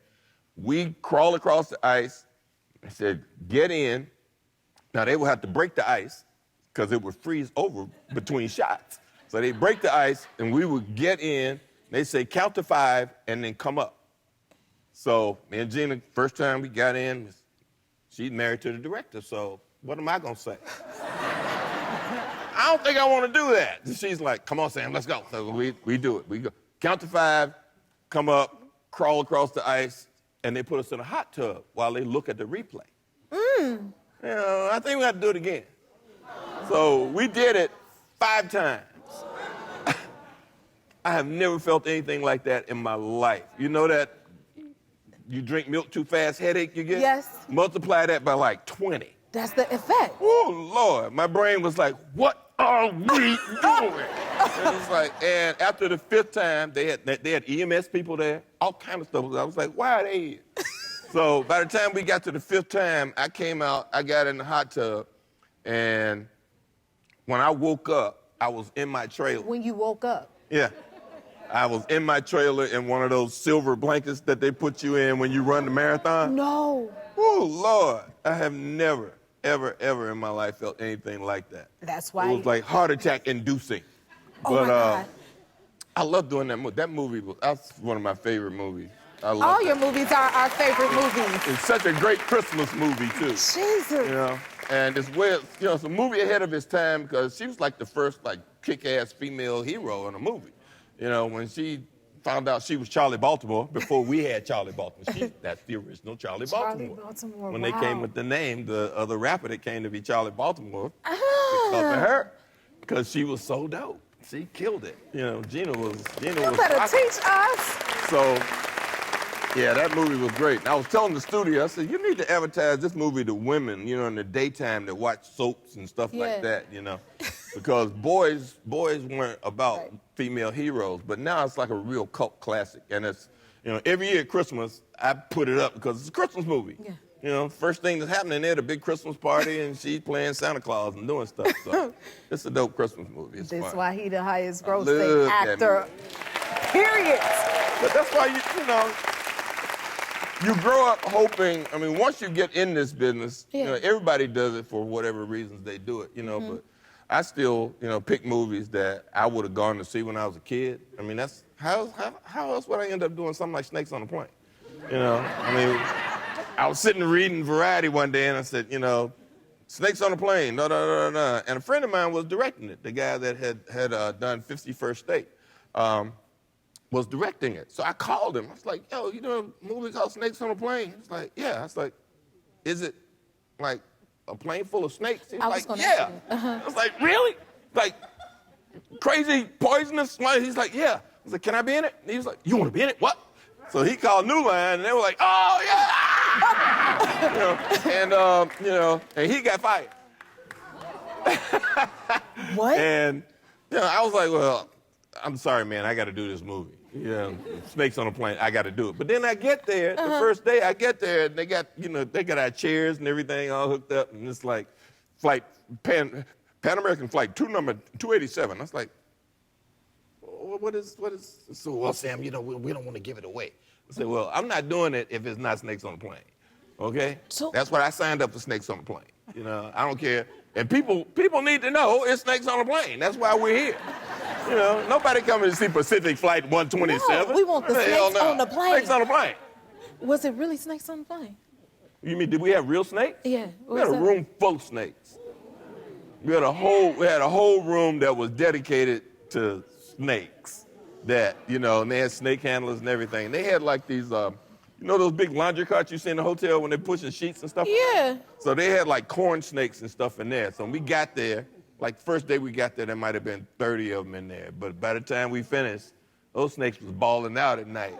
That thing was like half full of snakes and it was like working. You so happy about it? It was great. I didn't mess with the poisonous ones, you know, but they had them on a shelf in you know, cases and whatnot. But yeah, it was a room full of snakes. Yeah, we had snake handlers and everything around. Oh, wow. All right. You've done some amazing things that has entertained us all, inspired us all. But recently, you got to live you had a dream come true, and you got to be on Sesame Street. You was excited about it, huh? You got to be on Sesame Street. Listen. That's a big deal, y'all. Listen, I've been trying to get on Sesame Street for like ever. Every time I look on Sesame Street and I see somebody is on, I'm like, how do you get on there and I'm not on Sesame Street? Ever since Zoe was a kid, that was like one of our favorite shows. She learned how to operate a VCR, recording Sesame Street. So yeah, I was totally hyped to get on there and do it, you know. And when we finished doing all this, we spent, like, they had to run us out of the studio. We were in there taking selfies with every Muppet. You know. It's like we were trying to make them bring Snuffleupagus down out because Snuffleupagus was up in the rafters. We like, bring him down. You know, we're on a picture with Snuffy. You know, get him down here. You know, but yeah, this was amazing, and it's totally crazy too because that's actually my sweater. Because they usually say, when guests show up, they have to put something colorful on them because they just come and they don't know. But So you even knew I what was to in wear. my Sesame Street head before I got there. Did you plan your look? I So did. you planned it? Totally. Yeah. You was ready. I was about it. You know, I was trying to be there for You that. look so happy. Look at him. He just I was smiling. was happy. Listen, when being I there got to doing go, that. I sang them Muppets down. So I know how you feel. I'm glad you got to do it. And, you know, it's always something, you know, even though Zoe's grown now, she's like, get that, you want Sesame Street. Finally, you know, because I've been trying to do stuff that she could watch since she was a baby, but, you know, it wasn't possible for a while. There were no Incredibles and all that stuff, and, you know, so. You're a great dad, then. This was awesome. Awesome. He's still excited. You are awesome. You enjoyed the Spirit Tunnel. Yeah, and there's a line of people, both sides, singing songs and making you dance. And it's like, it's so smart. We just want to celebrate you and lift your spirit. I feel celebrated. Good. Because that's what we're here to do, right? I saw you were working in the Spirit Tunnel. Oh, you did see that? Oh, Yes, I got to see it. Now, thank you for being here. It's such an honor to have you. I cannot believe I get to meet you. You know, and this is our Thanksgiving show, so I'm curious to know, what is Thanksgiving like in your house? Oh, all good blessings come from being surrounded by family, and we have about 18. 18? Yeah, pretty much a table, 4 kids, you know, 4 grandkids now. Well, that sounds friends. like a real festive holiday. Yeah, it's lovely. Nice. Yeah. I have to ask, what's your favorite dish that you gotta have, like, on Thanksgiving? Do you have one? Pretty much all of them. Oh, you like yeah, it all? Yeah, you know. Okay. The turkey, the cranberry sauce, the stuffing. Yeah, gotta have it. And for me, it's one of Mary's chocolate graham cracker crust. I want that. Crust. Pie, yeah. That sounds amazing. Yeah. Bring me a piece that time, okay, Ted? Yeah. Now, speaking of your wife, you got to interview her. You were nervous about it? Oh, you mean on the podcast? On your podcast, yes. Yes, I was. Yeah, why? Because she knows me better than any human being on the planet, and she's not afraid of calling me out on when I'm being an idiot or a phony or something. Yeah, my favorite story about being called out was I don't think we were even married yet, but this was the sign that we were going to be a very successful couple because we were on a dance floor somewhere, and I became enamored with how I was dancing, and I was just really into myself and how. And she went, pay attention to your partner. Oh, she calls you out like that. Yeah. And we both had hysterics, and it was like, oh, we're going to be fine. So yeah, when I was interviewing, I wanted to be good at, bringing out who she is because she's so magnificent. Okay. Yeah. Hey. I also heard Dax Shepard and Kristen Bell are friends, and Dax has a wonderful podcast. So I called them and I said, what was it like interviewing Kristen Bell? They had a massive argument, for real one. Really? On air. And they were. And that made you nervous for your interview. Yeah. Okay, but you made it by. I did. And this is true. Just before I came out, I called and said I was about to see you and come out. And she said, sorry, let me turn off our podcast. She was listening to it. Just got dropped today. So, nice. And she gave a thumbs up. So. Uh-oh. That's excellent. And your co-host, Woody Harrelson, I hear he's adventurous, huh? Yeah. Whimsical. Whimsical? No, he is incredibly adventuresome. He takes this huge bite out of life. He's one of my heroes, to be honest. I love him. But what you're referencing right now about this is a drug story, so what are you going to do? Fifth year of Cheers, all the guys have been really on good behavior. We never messed around, and we decided we're going to play hooky today because the show was mostly Rhea Perlman and Shelley Long's episodes. So we decided to play hooky. We went on a boat to Catalina, but before we got on the boat, we called and said, sorry, we're sick, and we went down the line. So they knew what we were doing. And by then, Woody and I had decided to smoke some grass. So our judgment was slightly impaired. And then we got on the boat, and off we go. And he said, have you ever done mushrooms? I went, no, I never have. I'm known, I'm not responsible for anything today. It's a day off. And what happened? I had the munchies, so I ate way too many mushrooms, just like this. And then the boat hit, true story, the tail end of a hurricane coming out of Mexico. So the waves were just this. And for about 3 hours, I was dying, literally.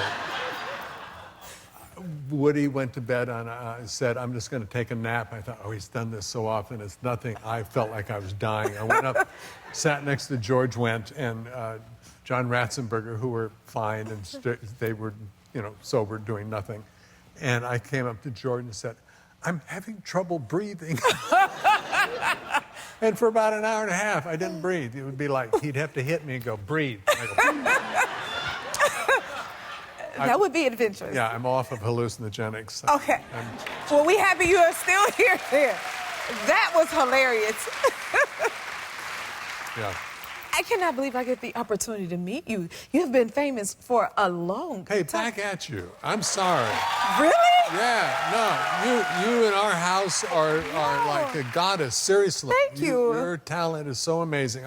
Backstage, I was able to look at, because I wanted to hear you at the memorial for Quincy Jones. Wow. That was amazing. Thank you. It's from the heart. Yeah, I know. I don't take that lightly coming from you.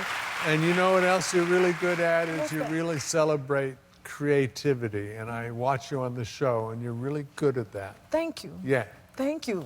Your new show has got amazing reviews, Man on the Inside. Can you tell us who you play? Yeah. It came from a documentary out of Santiago, Chile. So true story, even though it sounds insane that a person near 80 would be hired by a private detective to find out who is stealing stuff in this retirement home and be inserted into the group kind of as a spy. But that's what happened, and that's what I get to play. And my wife had died about a year before, so my life is starting to shut down and get smaller and smaller. And this just opens them up in the most wonderful way. It's very funny, because I'm terrible at a spy. Charles is the worst, but he loves it, so he's very giddy and excited. But slowly that kind of, the mystery becomes less important to him. than the love he's finding in the community and how he starts to grow. And it's really a wonderful thing about aging. And we really touch on, age has sadness, grief, loss, memory loss, and we do it with such love and integrity that it's a great conversation that this country always doesn't want to talk about older people because it might be catching. Right? We agree with that, huh? You're speaking. Yeah. Kind of the message, I think, to everybody out there who's my age and older is, you don't stop living until you don't have any breath left. Yes. And what you're doing also, is you're also saying to people, your children, younger people, there's no shelf life to your creativity and your contribution out there in the world. Keep going. Keep going. I love that you said that. There's so much truth within that. Jane Fonda's my hero. She's an example of that. That's another hand. We need to hear that more and you're a great example to that. You know what I mean? So thank you for that. I'm only 50 though. I'm just playing old. You look like you're 50. He look good, don't he, y'all? People mistake you for a different celebrity. Who did they mistake you with? There was a period for about 5 years, mostly or especially in New York, where the first time it happened, well, I'll tell you who it was. It was Tony Danza. We don't look anything alike, but there's the Ted Danson, Tony Danza. It's the name. Must have happened. But the first time it happened to me, I was in New York, and a bunch of construction workers, I walked by, and they went, "Hey, Tony." And I don't look around because my name's Ted. And, "Hey, Tony Danza, what, are you too good for us now?" And you did, and you said, what did you say? I kept going just to, make sure that Tony got a little. No. I actually signed one once, Tony Danza. But anyway, people, fame, whatever. You've been in the industry over 6 decades, which is amazing. What is the key to that? You know what I mean? Listen, you have so many iconic roles. I can't even get through them all. Street Smart, The Dark Knight Trilogy, Glory, 7, $1 Million Baby, Driving Miss Daisy, which is one of my favorites, Nelson Mandela Invictus, The Shawshank Redemption, The Dark. I mean, it goes on and on and on. Is there one that you want to play or a style that you haven't done that you would want to do? Too late now. It's too late now? Yeah. What was it then? Alan Ladd Jr. and I decided that we should redo Shane. Oh, okay. Do you remember Alan Ladd and Shane? Yeah. Anybody remember that movie? Anybody? Yeah. Well, try and think of me in that role. Would have been interesting. It would have been interesting. Yeah. And then I want to know from you, who inspired you growing up to want to become an actor? Cindy Portia.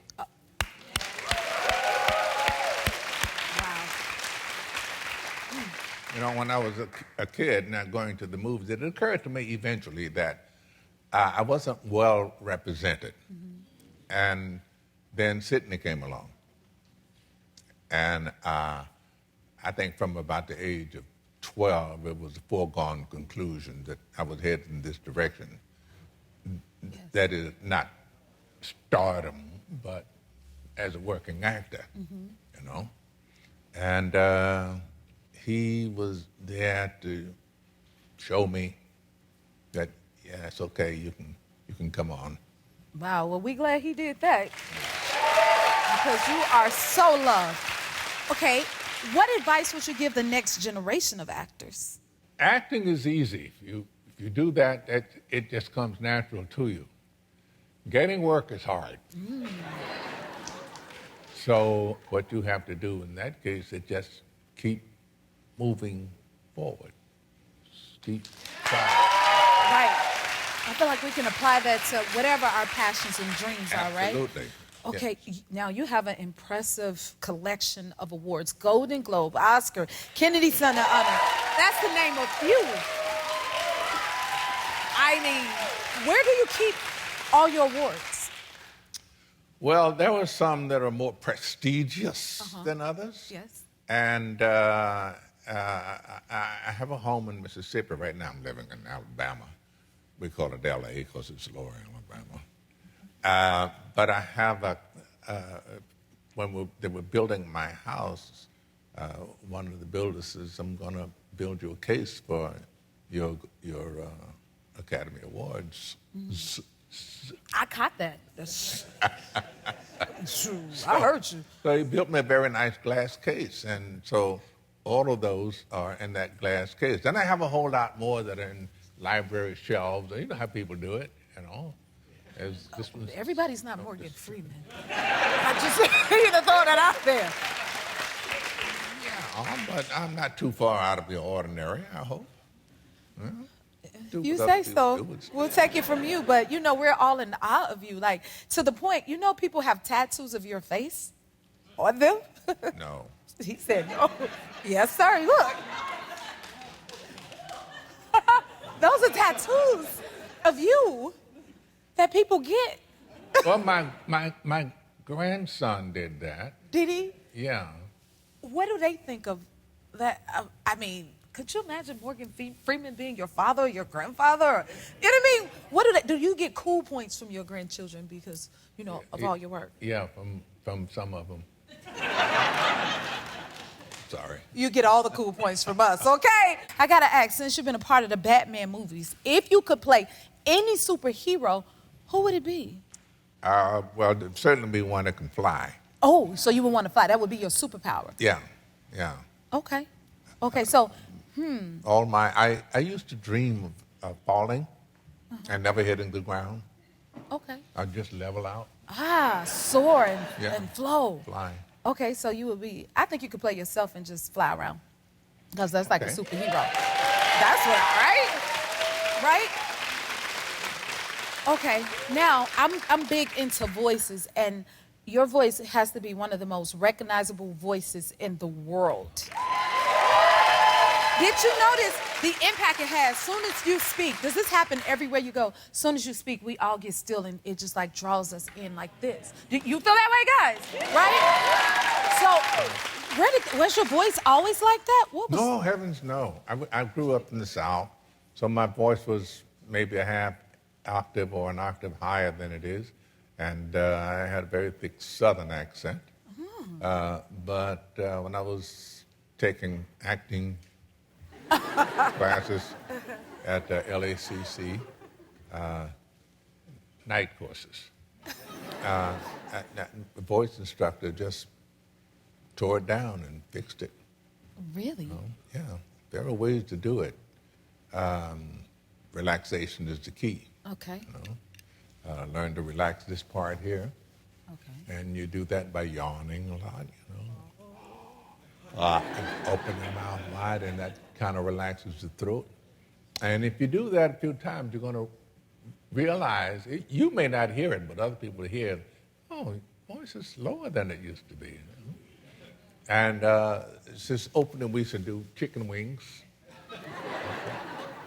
That helps open up your chest, give your lungs more room, all kinds of stuff like that. And you're doing that in class. Obviously, you're doing it every day for a few weeks, 6 maybe. So, and then something's going to happen. That's what happens. Then we'll sound like you.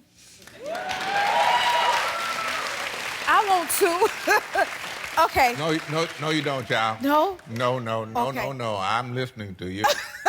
Okay. This child can sing. Y'all heard her sing. Oh, thank you. Print that. Okay, let's talk about your show, Lioness. Tell us about your character. I'm Secretary of State. And what the show is really about is a team of black ops operators. And I think I kind of ride herd on them because being black ops, they can go off on a tangent somewhere and kill the wrong people, get involved with the wrong stuff politically. So I think my character is like, okay, you got to do this way, you can't do that, stuff like that. Right. Now, what is the key to longevity, would you say?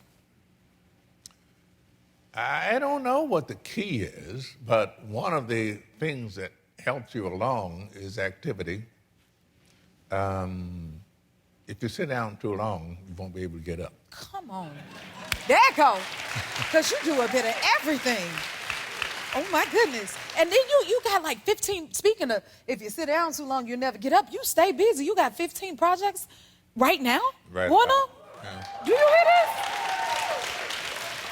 What haven't you done? What's left to do for Morgan Freeman?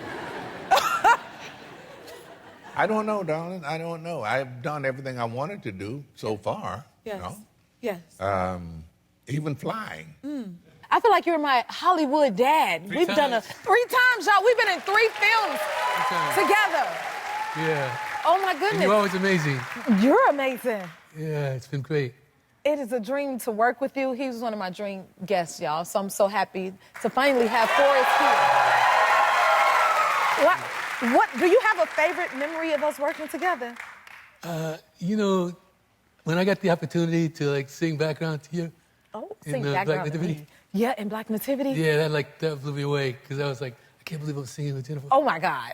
You know? That's how I feel when I get to act with you because I think you're one of the greatest actors of like all time.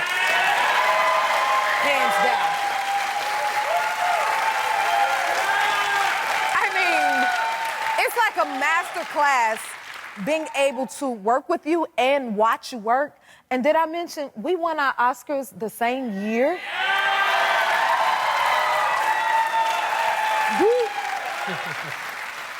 What was that night like for you? It was overwhelming, right? Yes. It's just all that energy, all that life, and all the people coming towards you, and Yes, just sir. feeling that energy from the universe coming into you. Oh my goodness. It's beautiful. Woo. Where do you keep your Oscar? I keep it this is like just a shelf unit in my living room. And I keep that and then whatever other awards I've gotten. Oh my goodness. It should be an award named after you, Forrest. That's what I think. Oh, wow. Yes. Yes. Now, I didn't, okay, because, I mean, again, you're gifted. You directed one of Whitney Houston's music videos? Yeah, well, I had directed Waiting to Exhale. And when they were talking about the music and stuff, we worked really hard on the music with Kenny and Babyface. Yes. And, What was that like working with Whitney? oh, I loved it. I mean, she really trusted me, like, to really to work together as, you know, playing this major part in the role.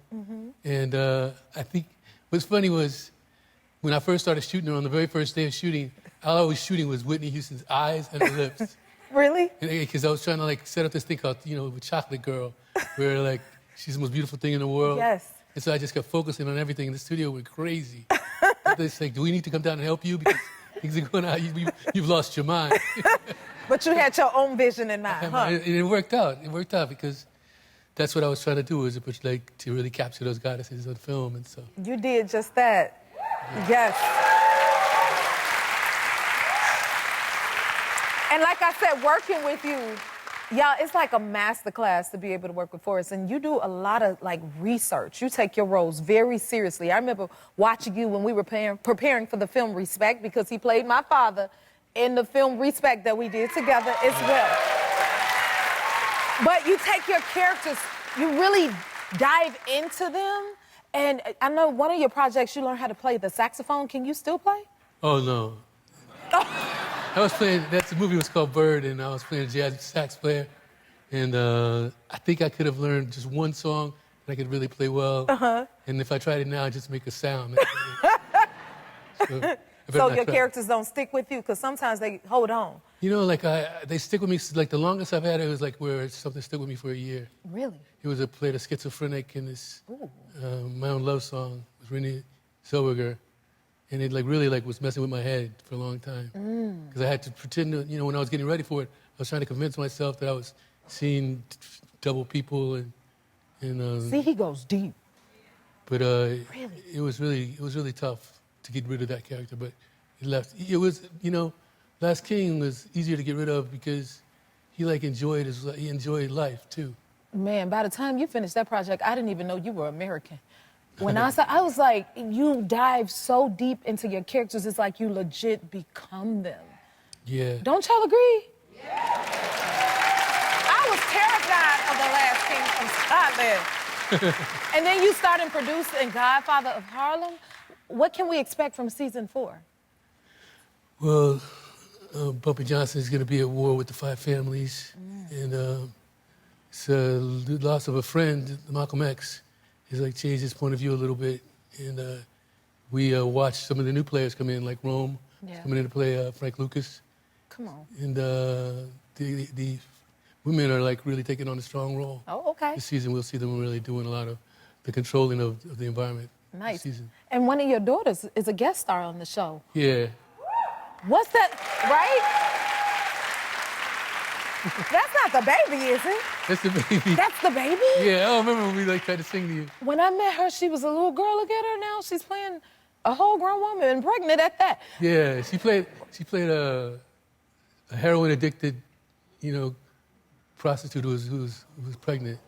Wow. So it was really, when they wrote the character, when she was playing the character, I was like, really, seriously? So she surprises I thought you. it was gonna be. Oh, she blows me away. She just got put on a new series called I Love L.A. Congratulations. Warner Brothers. Yeah. That is amazing. She's real talented. So she's following in your footsteps, huh? Yeah, she is. Do you give her any advice?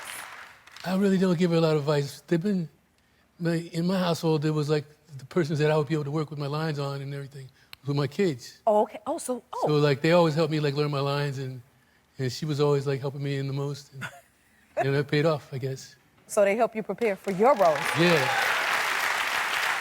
Oh, it's they got the best actor as a teacher and a father. You're going to be in season 2 of Star Wars spinoff Endor? Ooh, this looks good. What can you tell us? I can't tell you much other than, we're fighting the revolution against the Federation. And I play Saw Gerrera, who's like a revolutionary who runs a team of combatants against the Empire. All right. Yeah. I think that's all he gonna give us, y'all. But that's enough. His character, I love playing him. I love playing him. He's some of my better work. I think it'd be fun to see. Some of your better work. Wow. Yeah. I can only imagine what your idea of that is. Because again, I think all your work is top tier. Specific. Thank you. Wow. And then you're always a part of like huge franchises. Are you ever afraid to give off too much information? Because a lot of that stuff is like top secret. It's real secret. When you for the first time you get a script, they don't even think it's a red script. The pages so you can't copy it that easy. Really? And I'll tell you what happened. I finished shooting. I had left my script on the couch in my room. Ooh. When I finished shooting, I walked back to my set. All that stuff was gone. All of it. It's like that? They took it away. I was like, seriously? I got my notes in there. Oh, my God. Yeah. See, because you take some serious notes. I know that. It just disappeared, huh? Yeah. They told me it wasn't mine when I first got it, so. And you've been in so many iconic films and shows. Do you ever regret not taking a role? Francis Ford Coppola was doing this movie called Megalopolis, and I had been wanting to work with him, but I ended up not being able to work it out. Mm-hmm. I wanted to do that. I still want to work with him. Oh, my goodness. I can't wait to see what you do next. Ooh, so I think we all have our top favorite Forrest roles, films, characters. Like, I'm curious to know, do you have your own? Because you played a lot of iconic roles. What are your favorites? Do you remember them all? Because you've done a lot. I did. I like Bird, the one you asked about the sax player. Mm-hmm. Last King. Yes, that's one of my favorites. The Butler. Yes, the Butler. See? Ghost Dog. Come on. Yeah, I like those. It's just an honor to have all of you here. Of course, you, Oprah. For me, this is a full circle. Because the last interview I did with I call her Mama O, was when I did the Dreamgirls cast interview with you on the Oprah show. Wow. It blows my mind. And look at you now! But this ain't about me. Oh my goodness, I'm so happy to have you guys here. Now, Oprah, we want to get into this because we don't have a lot of time and we have too many icons right here and y'all screamed us down. So, tell us, how did you come up with the idea to recreate the color purple in this way? It wasn't my idea. It was Scott Sanders who first had the idea to take it to Broadway. I couldn't imagine turning The Color Purple into a musical, having done the original back in 1985. But Scott Sanders had the vision to do that. I then joined that production on Broadway. And when Scott said we should make it a movie, I was like, how are we going to do that, Scott? And now we did it because Steven Spielberg, who had the rights to the original, when I called him and said, we want to do this now, he said yes. And it is a reimagined, so everybody I know has your own ideas about what The Color Purple is, and you love it. So do I. We love the it. original. We do. So do Yes, I. we do. And this is, you know what, Edward Enninful, who runs Vogue, said to me the other day, that it's like visiting an old friend in a new space. Ooh. And that's Nicely exactly said. what happens. It's like visiting an old friend in a new space, and you will be renewed and feel joyful. I will have to say there's a buoyancy and a joyfulness to this reimagination that wasn't present in the first, and that the music comes out of the spirit of the story. People aren't just singing to be singing. It comes out of the soulfulness of the story that's being told. And it has been my great, great, deep honor and pleasure to be able to work with you. Yes!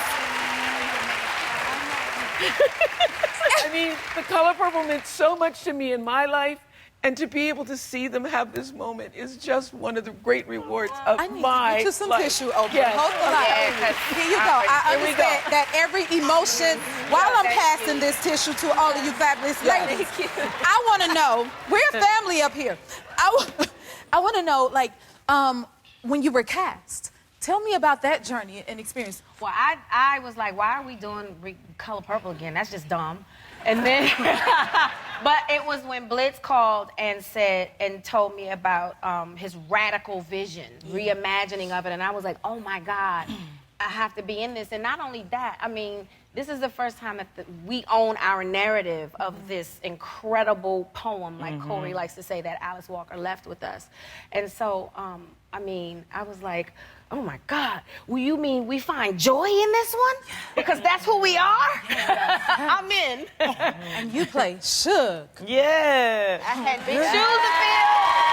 I dedicated my I to Suge today. was very nervous. I was incredibly intimidated. I had big shoes to fill, and then I'm gotta go sing with Tasia over here. She did. Sit down. Thank Oh, goodness. Okay, tell them who you play, Tasia. Okay, so I play Miss Seeley. And Jay, you know, at first when they called, I said, I don't think I can do it. Yeah? Yeah, because, you know, I played Seeley twice on Broadway. I was much younger. Yes, you did. And playing her then, my life was a little crazy, so I felt like I was carrying my cross and her cross, and that was heavy. But again, Blitz called me and showed me that he was giving Seeley an imagination. And that's when I said I'm in.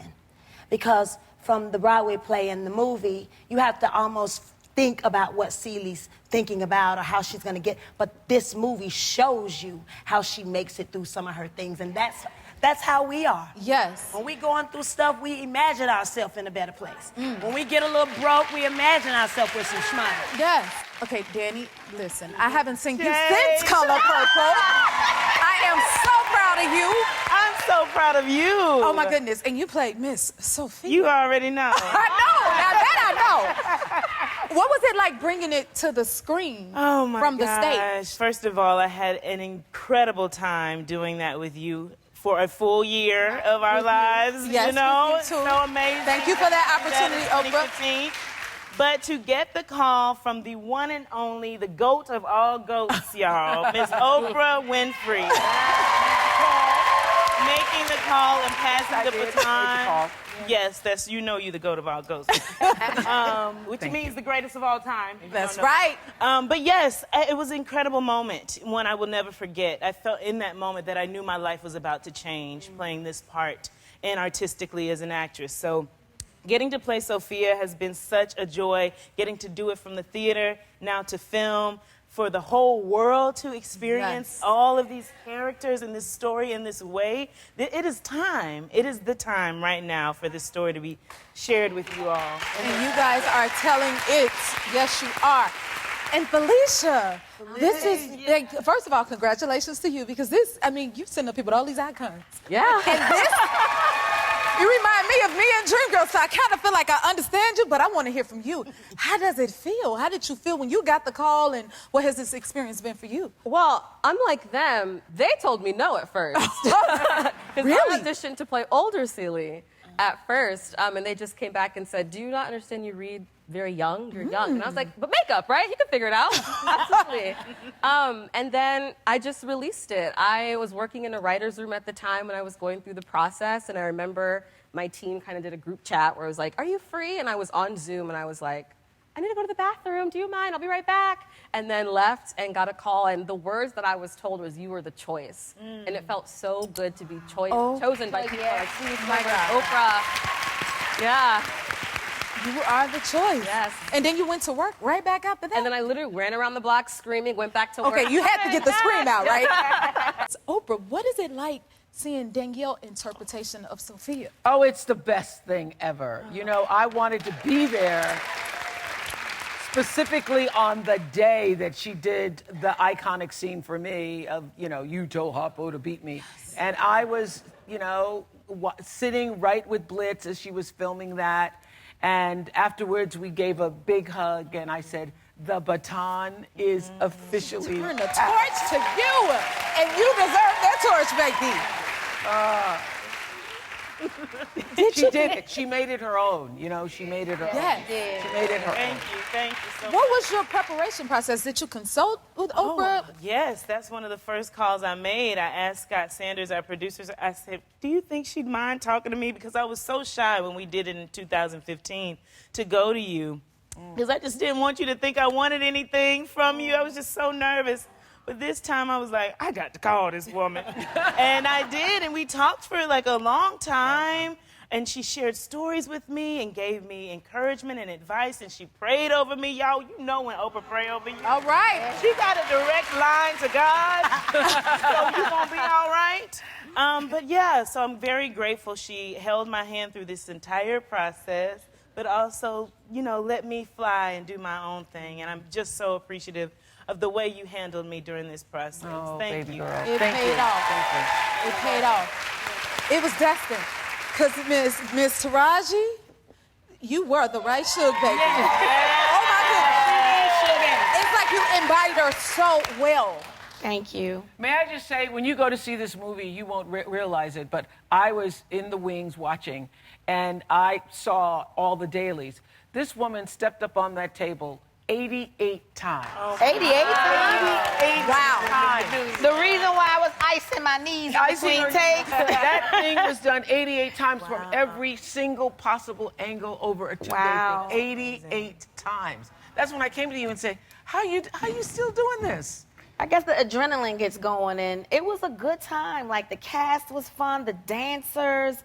It was just a really good time. I felt like I was in a juke joint back in the 1920s. Yes. It really felt like own it. that, baby. You know when you go, I wish I was alive back then? That was the moment that I felt like, you know, I had that moment in time. It was beautiful. You brought it to life, because I saw this. Y'all need to get out there and see it if you ain't. When it come out. Christmas Day. Christmas Day. Be there with bells on. Okay, before we go, Felicia, I have to ask you, what was it like seeing Fantasia and working with her, getting to, you know, have that experience with her? And then, do y'all think y'all look alike? I just had to throw that in there. What's crazy is I've been told my whole life I look like Fantasia, and I've always been like, no.